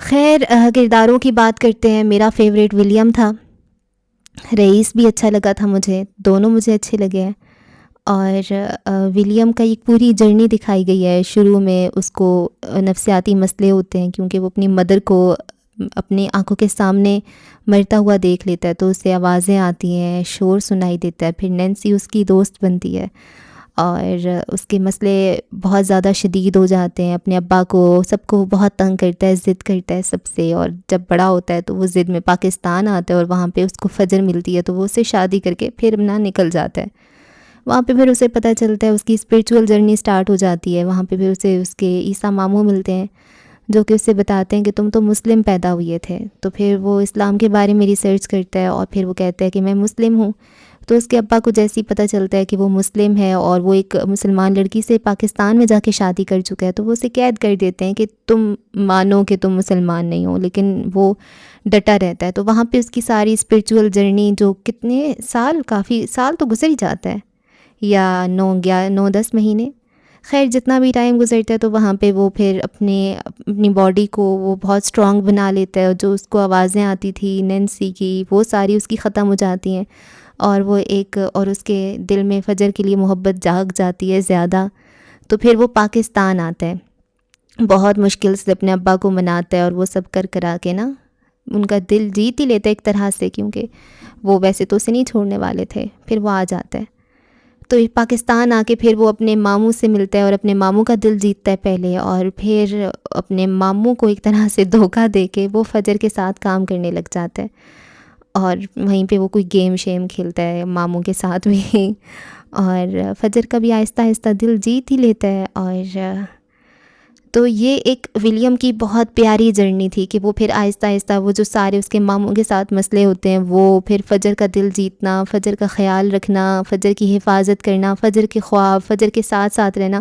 وہ اپنی ذات کو تو ختم ہی کر دیتا ہے، اس کے اپنے جو کوئی ہوتے ہیں پلانز ہوتے ہیں، یا اس نے اپنا کریئر جو بنانا ہوتا ہے وہ ختم کر دیتا ہے، بس فجر کی ہیلپ کرنے لگ جاتا ہے، اور ساتھ ساتھ اپنے ماموں کا بھی خیال رکھتا ہے، مطلب رئیس کا ساتھ دیتا ہے، تو اور پھر یہ جو ان کے پرابلمس آتے ہیں ان سے ڈیل کرتا ہے، اور پھر واپس اپنی وائف کو لے کے ایڈن برا آ جاتا ہے، اور یہاں پہ پھر اپنا کریئر پہ وہ سٹارٹ کرتا ہے کام، تو اس کی تو جرنی بہت پیاری تھی، مطلب صحیح نظر آ رہی تھی نا، پروگریسو ہو رہی ہے۔ فجر کی جہاں تک بات ہے تو وہ جب سے پیدا ہوئی تھی تو اس کو یہی کہا جاتا تھا کہ تم ملعون ہو، تم ملعون ہو، کیونکہ اس کی اماں کو وہ نہیں چاہیے تھی، ان کو اپنی بیٹی سے نفرت ہوتی ہے، مطلب وہ ایک ان کے لیے انچاہا وجود ہوتی ہے، پھر بھی وہ اسے بس بھئی ہمارے آ گئی ہے سر تو اسے پالتے رہتے ہیں، تو اس کو شروع سے ہی بس پیار نہیں ملا ہوتا، جو آپ کی لائف میں سب سے امپورٹنٹ کردار ہوتے ہیں آپ کی امی ابا، وہی جب آپ سے نفرت کریں تو پھر آپ کے اندر کتنی تلخی آ جائے گی. شروع میں مجھے فجر بری لگ رہی تھی کہ کتنی تلخ ہو رہی ہے، یہ ہے وہ ہے، لیکن بعد میں پھر آپ جب اس کیریکٹر کو سمجھتے ہو تو پھر آپ کو وہ صحیح لگنے لگ جاتا ہے. تو بعد میں جب ہمیں باتیں پتہ چلیں کہ وہ اس کو زہر دے کے مارنا چاہتے تھے، وہ بار بار اس کو ملعون کہتے تھے، وہ اس کی اماں اس سے ضد لگاتی ہیں، یہ وہ تو خیر پھر اسے ایک بندے سے پیار ہوتا ہے، وہ بندہ بھی اسے دھوکہ دے دیتا ہے، پھر وہ بس ایکسیڈنٹلی سوسائڈ کرنے کے چکروں میں ہوتی ہے اور اس کی ملاقات ولی سے ہوتی ہے اور اس سے وہ نکاح کر لے کے واپس آ جاتی ہے اور اس کی اماں اس کو بہت مارتی ہیں اور اس کے ابا کی ڈیتھ ہو جاتی ہے. تو پھر اس کو اپنا پروجیکٹ کرنا ہوتا ہے، اس کے بعد اس کا کریئر کا جو پروگریس ہے وہ سٹارٹ ہو جاتی ہے. وہاں پہ اسے رئیس ملتا ہے اور وہ پھر سونیا کے لکس میں کام کرنے لگتی ہے. وہاں پہ اس کا کریئر ایک دم سے چینج ہو جاتا ہے. جیسے ہی گریجویشن ہوتی ہے تو وہ اچھے خاصے کمانے لگ جاتی ہے، اپنی لوکیشن چینج کر لیتی ہے اور پھر یوں کرتے کراتے وہاں پر بھی جاتی ہے، فیشن شو وغیرہ میں اپنا نام منواتی ہے، اپنی پہچان بناتی ہے. اور پھر جب اس کے پاس اچھی خاصی پہچان بن جاتی ہے، ایکسپیرینس گین کر لیتی ہے، پھر وہ اپنا فیشن ہاؤس بناتی ہے. تو فجر کی بھی ایک بہت اچھی سی جرنی تھی، وہ بھی سمجھ آ رہی تھی. پھر ولی خود ہی اس کے پاس آ جاتا ہے اور اس کو تھوڑا تھوڑا شک ہوتا ہے، پھر وہ کنفیس بھی کر دیتا ہے کہ ہاں میں ہی تمہارا ہسبینڈ ہوں. تو پھر وہ ظاہری بات ہے ایک دم سے وہ بندہ آ گیا آپ کی لائف میں پھر سے، تو وہ ٹائم لگتا ہے فجر کو بھی اس کو ایکسیپٹ کرنے میں، اور وہ کر لیتی ہے آہستہ آہستہ. اور پھر اس کو پتہ چلتا ہے کہ یہ تو میری اماں ہے ہی نہیں، میری اماں جو ہے وہ کوئی اور ہیں. تو اس کی بھی ایک لائف بہت ہی تھی پرابلمیٹک تھی اس کی پوری جرنی نا. اور پھر وہ رئیس کو بہت زیادہ ایڈمائر کرتی ہے، رئیس بھی پھر اس کو کہتا ہے کہ تم چلی جاؤ، یہ ہے وہ ہے. خیر اسی طرح رئیس کی لائف میں بھی بہت پرابلمز آتے ہیں شروع سے ہی. اگر اس کی لائف دیکھیں تو مطلب وہ اپنی بہن کے ساتھ بہت اٹیچ ہوتا ہے، بہن چھوڑ کے چلی جاتی ہے، وہیں پہ کسی گورے کے ساتھ شادی کر لیتی ہے. پھر وہ منار جس کے ساتھ اس کی منگنی کی جاتی ہے وہ بھی اسے نفرت کرتی ہے اور وہ کسی اور میں انوالو ہو جاتی ہے. اور میں رئیس کی سائڈ دکھا رہی ہوں ٹھیک ہے آپ کو. تو پھر وہاں سے وہ اس کی پوری رئیس کی فیملی کو، رئیس کے بابا کو، رئیس کی بہن کو، رئیس کے بھائی کو، وہ بالکل تباہ ہو جاتے ہیں، ایکسیڈنٹ ہو جاتا ہے ان کا. تو اس کی پوری فیملی ختم اور اس کی بہن اپاہج ہو جاتی ہے ٹھیک ہے. تو رئیس کی بھی تو سائڈ سمجھے اگر، تو اس کے ساتھ بھی تو بہت برا ہوتا ہے. وہ تو ایک بس بچہ ہوتا ہے، اس نے تو کچھ بھی نہیں کیا ہوتا. تو اس کو غصہ آتا ہے کہ یہ منار کی وجہ سے ہوا ہے تو میں منار کو مار دیتا ہوں. اور وہ پھر اسے مار دیتا ہے اور اس کے اندر یہ ہمیشہ گلٹ رہتا ہے کہ میں نے منار کو مار دیا. اور وہ بھی کافی پھر اس کے بعد وہ سکون سے سو نہیں پاتا. اور بعد میں اسے پتہ چلتا ہے کہ منار زندہ ہے کہیں پہ.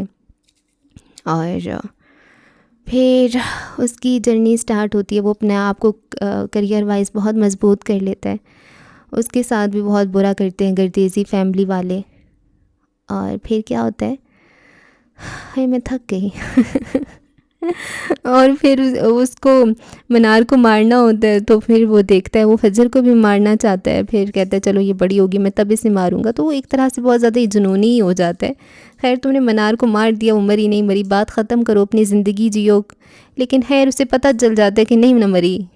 تو مجھے یہ تھا کہ یہ اوروں کو بھی تو مارے، لیکن وہ نہیں مارتا، وہ شکور کو بھی نہیں مارتا، وہ اس کے بیٹے کو بھی نہیں مارتا. تو وہ یہ ہے کہ جو دھوکہ دیتے ہیں ان کو کہتے ہیں میں موت دوں گا، لیکن موت دینے کا تو حق خیر نہیں ہوتا کسی کو. اگر آپ کو کوئی دھوکہ دے رہا ہے تو آپ اس کو اپنی کمپنی سے فائر کر دو، یا بہت ہو گیا تو اس کو تھوڑا سا برباد کر دو مطلب اس پہ کوئی کیس شیس کر دو. لیکن موت کا اختیار کسی کے پاس نہیں ہوتا نا. اور پھر اس کا جو بھانجا آتا ہے وہ بھی آ کے پھر اس کو ایک طرح سے چیٹ ہی کرتا ہے، کیونکہ جس بندی کی اس نے جان لینی ہوتی ہے وہ آ کے اسی سے شادی کر کے بیٹھا ہوا ہوتا ہے. وہ بھی اسے تکلیف پہنچتی ہے اور پھر اس کی بہن بھی اسے دھوکہ دیتی ہے. تو رئیس کو ویسے سبھی دھوکہ دیتے ہیں. تو اس کی بھی لائف ایسی تھی. اور پیچھے کون بچا؟ منار کی لائف دیکھیں تو وہ تو خیر بے وقوف لڑکی ہوتی ہے، جیسی ہوتی ہیں لڑکیاں پیار میں اندھی. تو اس کے بعد میں کہتی ہوں ٹھیک ہے آپ پیار میں اندھے تھے، لیکن جب آپ کو دھوکہ ملا تو آپ نے یہ سارا بلیم رئیس پہ کیوں ڈال دیا کہ اس نے مجھے مارنے کی کوشش کی تھی، اس کی وجہ سے میں پھر ڈر کے ادھر ادھر گھومتی پھرتی رہی اور پھر میں ساری برباد ہوئی ہوں رئیس کی وجہ سے ہی. ایسے تو نہیں ہوتا. تم نے پھر مافیا باس بن گئی، تم قاتل بن گئی، تم اتنا کچھ بن گئی، ساری رئیس کی وجہ سے. نہیں ایسے تو نہیں ہوتا کہ تم پھر افق کو بھی جا کے برین واش کرو کہ وہ مر جائے، تم نینسی کو بھی کسی طریقے سے کر کے مروا دو. नैन्सी को नहीं, वो नहीं मरवाती है ना, नैन्सी को तो वो अहमद मारते हैं ना। हाँ, तो सबकी एक प्रॉपर लाइफ थी, कोई भी ऐसे नहीं था कि ये क्यों कर रहा है, ये इसकी कोई तुक नहीं बनती, बन रही थी, सबकी ही तुक बनती है। एंड पे आके अगर आप देखें ना तो फिर सबकी समझ आ जाती है। और फिर इनका आखिर में ये कोई मिशन वगैरह होता है कि हाँ ऐसा लगना चाहिए कि मैं तबाह हो गया हूँ, मैं मर गया हूँ, लेकिन मैं मरूंगा नहीं। वो जो उनका आइवरी होता है, पता नहीं वो किसको कहते हैं, उसके दरवाजे खुल जाते हैं और रईस नीचे गिर जाता है। तो 3 साल कोमा में रहता है यार। और जॉर्ज की लाइफ, और कौन थी, जेनी की लाइफ और मिस्टर पीटरसन की लाइफ, सबकी लाइफ अपनी अपनी जगह पे ठीक थी, सभी सही थे। और कोई ऐसा किरदार नहीं है जिसमें मुझे बहुत गुस्सा आए। अम्मा बेचारी, अम्मा भी थोड़ी सी खिसकी हुई थी। एक तो शुरू से उनकी फैमिली ने उनको आ कर दिया, फिर उसके बाद उनकी बेटी ने ये गुल खिला दिए, फिर बेटी भी चली गई, तो फिर उनको अपनी नवासी नहीं वो एक्सेप्ट कर पा रही थी उसे। खैर कर लेना चाहिए था, आखिर में कर लेती हैं। फ़लक के किरदार की बात करें अगर तो अच्छा, ये सबका जो किरदार है वो आपको कहीं ना कहीं मोटिवेट कर रहा है कि आप कुछ बने, कुछ अच्छा करें, अपनी पहचान बनाएं, अपनी जंगें लड़ रहे हैं। तो उस लिहाज से फ़लक पे मुझे नहीं लगता कि ऐसी कोई सख्त आजमाइशें आई हैं या वो ऐसे सख्त हालात में गुजरी है। वो बहुत प्रिविलेज रही है, उसके बहन भाई थे, बहन तो नहीं थी, खैर भाई थे, उसके माँ बाप थे, और उसकी भाभी बहुत अच्छी थी, तो सारे उससे बहुत प्यार करते थे। बस ये था कि उसका रिश्ता कर दिया गया था, तो रिश्ता जब ख़त्म हुआ, उसका फियांसे उसे एक्सेप्ट नहीं करता था, तो उसको अपने फियांसे से मोहब्बत हो गई। और जब उसे एक्सेप्ट नहीं कर रहा तो फिर उसे छोड़ देना चाहिए था। फिर मैं यहाँ पर उसे छोड़ के और वो अपनी लाइफ बनाती, वो फियांसी उसे बार बार रद्द कर रहा है। और फिर वो वेमेन एम्पावरमेंट पे अगर बातें कर रही है, तो वेमेन एम्पावरमेंट ये भी तो है कि अगर आपको कोई इंसान नहीं चाह रहा तो उसको भाड़ में डालो और अपनी लाइफ बनाओ। ये भी तो वेमेन एम्पावरमेंट है ना, ये इस पे लिखना चाहिए था फ़लक को। और वो मुसन्निफ़ा थी तो उसको फिर ये देखना चाहिए था, अपनी एक सेल्फ़ रिस्पेक्ट रखनी चाहिए थी। तो उसको बार बार धुतकारता है वो, फिर भी जी मैं अपनी पहचान बनाऊंगी ताकि मैं उसके काबिल हो सकूं। तो ये ज़्यादा ऑब्सेशन हो गई एक तरह की। और फिर उसको मज़बूत बनना था, फिर वो अपने घर वालों से लड़ झगड़ के राइटर बनती है और वो सारा काम करती है। तो ये भी एक तरह से ठीक था कि उसको सारे थ्रेट्स वगैरह मिलते हैं, लेकिन फिर भी वो कहती है कि मैं अपना काम करूँगी, और वो काम करती रहती है। लेकिन एंडिंग में मुझे थोड़ी सी सेटिस्फेक्शन नहीं हुई कि उसने बच्चा अडॉप्ट कर लिया। मतलब ये कहीं से भी वो नहीं लगता, रियलिस्टिक नहीं लगती बात। वो 27 साल की होती है कि 28 की, पता नहीं, और 3 साल के बाद मतलब वो 32 या 31 की हो गई। तो इस एज में आप बच्चा अडॉप्ट करके आप सोचें कि मैंने अब इसी की सारी पूरी ज़िंदगी गुजारनी है, इसको अच्छा इंसान बनाना है, तो ये इतनी रियलिस्टिक अप्रोच नहीं है। या तो आप 52 42 इतनी कोई एज हो जाए तब भी बात है, तो इतनी यंग एज में ये थोड़ी तुक नहीं बनती। वो बेहतर था कि अगर मुझे बड़ी खुशी हो रही थी जैसे वो मीसम और वो फाइस आए ना मामा कह के, मुझे लगा इसकी शादी हो गई और मुझे बहुत खुशी हुई, क्योंकि मैं ये एंडिंग एक्सपेक्ट कर रही थी कि ऐसा होना चाहिए, ये बहुत लाजमी होता है। आप मूव ऑन कर जाओ, क्योंकि 3 साल कम अरसा नहीं होता, और उससे पहले ही तो खैर मैं क्या कहूँ, मैंने पिछली एपिसोड में भी कहीं किसी को कहा, इसने रिव्यू में कहा था कि मूव ऑन कर लेता होता बंदा, तो सारा ने मुझे कहा था नहीं मूव ऑन नहीं होता, ये होता है वो होता है। तो खैर शादी के बाद अगर आपकी डिवोर्स हो जाए या आपके पार्टनर की डेथ हो जाए तो उसके बाद मूव ऑन करना एक अलग बात होती है, वो फिर नहीं भी होता शायद। बहुत से लोग दोबारा शादी नहीं करते, बहुत से लोग अपने बच्चों के साथ ज़िंदगी गुजार लेते हैं, लेकिन मंगनी टूटने के बाद शादी ना करना ये तो तुक नहीं बनती। जितना भी इश्क हो टाइम के साथ साथ ढल ही जाता है, या ना भी ढले आप उसको भूल के आगे बढ़ ही जाते हो, और बढ़ना चाहिए। एक चीज़ को लेकर आप उसके सहारे पूरी ज़िंदगी गुजार रहे हो, यादों के सहारे या उसके नाम के सहारे, ये अच्छी बात नहीं है। और मेरे ख़्याल से नॉवल राइटर्स को ये चीज़ अब लिखनी चाहिए कि अगर उनके किरदार को किसी से बहुत शदीद मोहब्बत थी और वो किरदार अब नहीं रहा, या उस किरदार ने उसे नहीं एक्सेप्ट किया, तो उसको मूव ऑन करना चाहिए, क्योंकि हम जो पढ़ते हैं फिर हम उनसे रिलेट करें और फिर हम भी मूव ऑन करें। یہ چیز مجھے بہت سے رائٹرز سے اس چیز کا اختلاف ہے، اور میں چاہوں گی کہ ہمارے رائٹرز اس چیز کو کریں، کہانیوں میں لائیں، تاکہ ہمارے جو عوام ہے وہ موو آن کرنا سیکھے۔ تو پتہ نہیں آپ لوگ اس چیز سے کیوں نہیں میرے آپ لوگ اعتراف کرتے، کیا کہتے ہیں، ایگری کرتے، پر یہ بات مجھے بہت زیادہ فیل ہوتی ہے۔ یہاں پہ فلک کی میثم سے شادی ہو جاتی، میں کہتی ہوں سونے پہ سہاگا ہو جاتا، مزہ آ جاتا قسم سے، ایسا مجھے بہت مزہ آ رہا تھا۔ لیکن پھر پتہ چلا اس نے اڈاپٹ کر لیا ہے، میثم ابھی بھی ایم اے پھر رہا ہے اور وہ بھی ایسی ہی ہے۔ تو یہ نہیں نا، کیوں نہیں سمجھ پا رہے، مجھے کتنی الجھن ہوتی ہے اس چیز سے۔ تو اس سے یہ ہوگا، اب ہماری کوئی عوام ہوگی، اگر کسی کی منگنی ٹوٹ گئی ہے اور اس سے وہ اپنے فیانسے سے بہت زیادہ عشق تھا، تو وہ اب اس کے نام کے سہارے بیٹھی رہے گی کہ فلک بھی تو تھی، اس نے بھی تو اپنا کریئر بنا لیا تھا اور اس کے نام پہ ہی بس بیٹھی ہوئی تھی، تو میں بھی اب ملکہ بن جاتی ہوں بغیر بادشاہ کے۔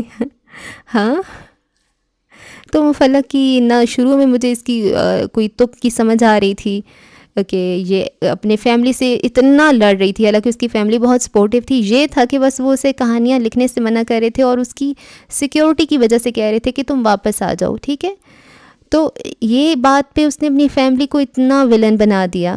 اور دوسری بات یہ کہ اگر اس کی منگنی ٹوٹ گئی ہے تو اس کو اس چیز کو ایکسیپٹ کر کے موو آن کرنا چاہیے تھا۔ اور تیسری بات، منگنی ٹوٹ گئی، کیا وہ ایکس منگیتر مر گیا پھر بھی اس نے موو آن نہیں کیا؟ کریئر وائز ٹھیک ہے، اس نے اپنی پہچان بنائی، بہت اچھی بات ہے، اس نے اپنے کریئر کو ویلیو دی، لیکن دوسری لائف کو بھی ویلیو دینی چاہیے تھی، ہے نا۔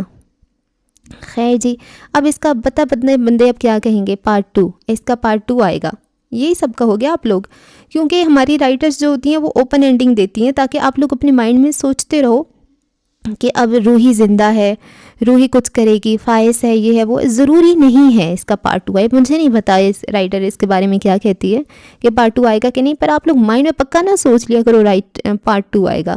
یہ اوپن اینڈنگز ہوتی ہیں ان کی، بالکل ایسے تو نہیں ختم آخر میں سب کچھ ہو گیا ختم کر دیں، نہیں، تاکہ آپ مائنڈ میں تھوڑا تھوڑا سوچو کہ اب آگے آگے کیا کیا ہو سکتا ہے، اس لیے اوپن اینڈنگز دی جاتی ہیں، اس لیے نہیں کہ پارٹ 2 آئے گا، ٹھیک ہے۔ اب مجھے کامنٹ کر کے نہ تنگ کرتے رہ جانا کہ عنکبوت کا پارٹ 2 دیں، پارٹ 2 دیں۔ وہ 2 بائنڈنگز میں یہی کتاب آئی تھی، ٹھیک ہے۔ ایک کتاب ہوتی ہے بہت موٹی ہوتی ہے نا، تو اس کو بجائے اس کے کہ ایک ہی کتاب میں رکھیں، وہ اس کے 2 حصے بنا دیتے ہیں، 2 بائنڈنگز بنا دیتے ہیں ایک ہی ناول کے، ٹھیک ہے۔ تو یہ میں نے پورا کا پورا وہ دونوں بائنڈنگز والی کتاب پڑھ دی، وہ 2 پارٹ نہیں ہیں، ٹھیک ہے۔ اتنی بیسک چیزیں مجھے آپ کو بتانی پڑ رہی ہوتی ہیں۔ خیر جی، آپ بتائیں آپ کو کیسا لگا، کرداروں پہ بات کریں۔ میرے خیال سے میں نے بہت ڈیپتھ میں ریویو دے دیا ہے، اور ہر ایپیسوڈ کے بعد جب ریویو آتا تھا تو اب ایسے اس میں مزید بات کرنے کی کوئی خاص ضرورت نہیں ہے۔ مراد کا کردار اچھا تھا، اس کی بیٹی پیدا ہو گئی، اچھی بات ہے، اور زرتاشا بھی ٹھیک ہے، اور روحی اب آ گئی ہے اپنی ماما کا تخت سنبھالنے، اس سے تو کچھ اچھی کی امید تھی، اچھی بھلی سینسیبل لڑکی تھی۔ اماں ایک دن آئی ہسپتال میں، ایک خط دے کے چلی گئی، اور اب یہ بے وقوف اب ان کو خاتمے کے لیے تیار کرے گی، جوزف پیلس کے مکینوں کو۔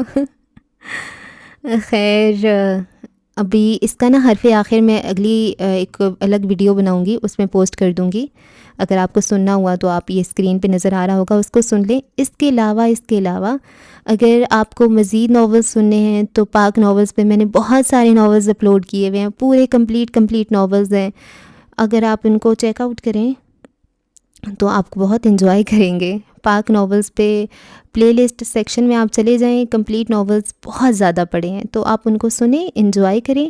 اس کے علاوہ اگر آپ کو شارٹ ناولز اچھے لگتے ہیں، جو کہ 1 گھنٹے 2 گھنٹے 3 گھنٹے کے ناول ہوتے ہیں، مکمل ہوتے ہیں، ان کو آپ افسانہ بھی کہہ سکتی ہیں، افسانہ تو خیر کوئی بہت زیادہ ہی چھوٹا ہوتا ہے، تو وہ میرا دوسرا چینل ہے پاک ناولز فار ایور، وہاں پہ بہت زیادہ ناولز ہیں، اتنے زیادہ ناولز، مکمل ناول ایک ہی ویڈیو میں، اور وہ چینل میرا خود کا فیوریٹ ہے کیونکہ اس میں بہت مزے کی سٹوریز ہوتی ہیں۔ ان کی جو رائٹرز ہیں وہ ڈائجسٹ رائٹرز ہیں، نگہت عبداللہ، راحت جبین، فرحت اشتیاق، ماہا ملک، سمرہ بخاری، سیما مناف، اور اتنی امیزنگ رائٹرز ہیں، اتنی امیزنگ، فائزہ افتخار، سائمہ اکرم چودھری۔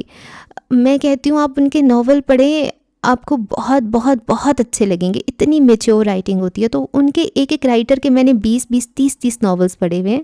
آپ ان کو ایکسپلور کریں، اور میں آپ کو گارنٹی کے ساتھ کہہ سکتی ہوں کہ اگر آپ نے وہ ناولز ایک دفعہ سن لیے نا اچھے سے، تو آپ کو یہ والے ناولز نہیں پسند آئیں گے. حالانکہ یہ میرا نقصان ہی ہے کہ میں آپ کو دوسری سائڈ لگا کے ان سے ہٹوا رہی ہوں، لیکن میں چاہتی ہوں کہ آپ کلاسک والی ریڈنگ کریں اردو کی.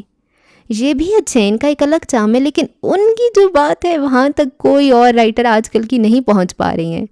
ٹھیک ہے، تو آپ ان کو بھی چیک آؤٹ کریں. اسی طرح میرا ایک اور چینل بھی ہے، پاک ناول اسٹوڈیو. ادھر بھی اتنے زیادہ ناول کمپلیٹ تو نہیں ہوئی ہے، لیکن یار یاروں سے ہونا جدا ابھی میں نے ریسنٹلی پڑھا ہے، کارب ڈائم، تو آپ ان کو بھی چیک آؤٹ کر سکتے ہیں. ٹھیک ہے، تو ہاں، تینوں چینلز پہ جائیں، وزٹ کریں، اور بس جی مجھے رکھیں دعاؤں میں یاد.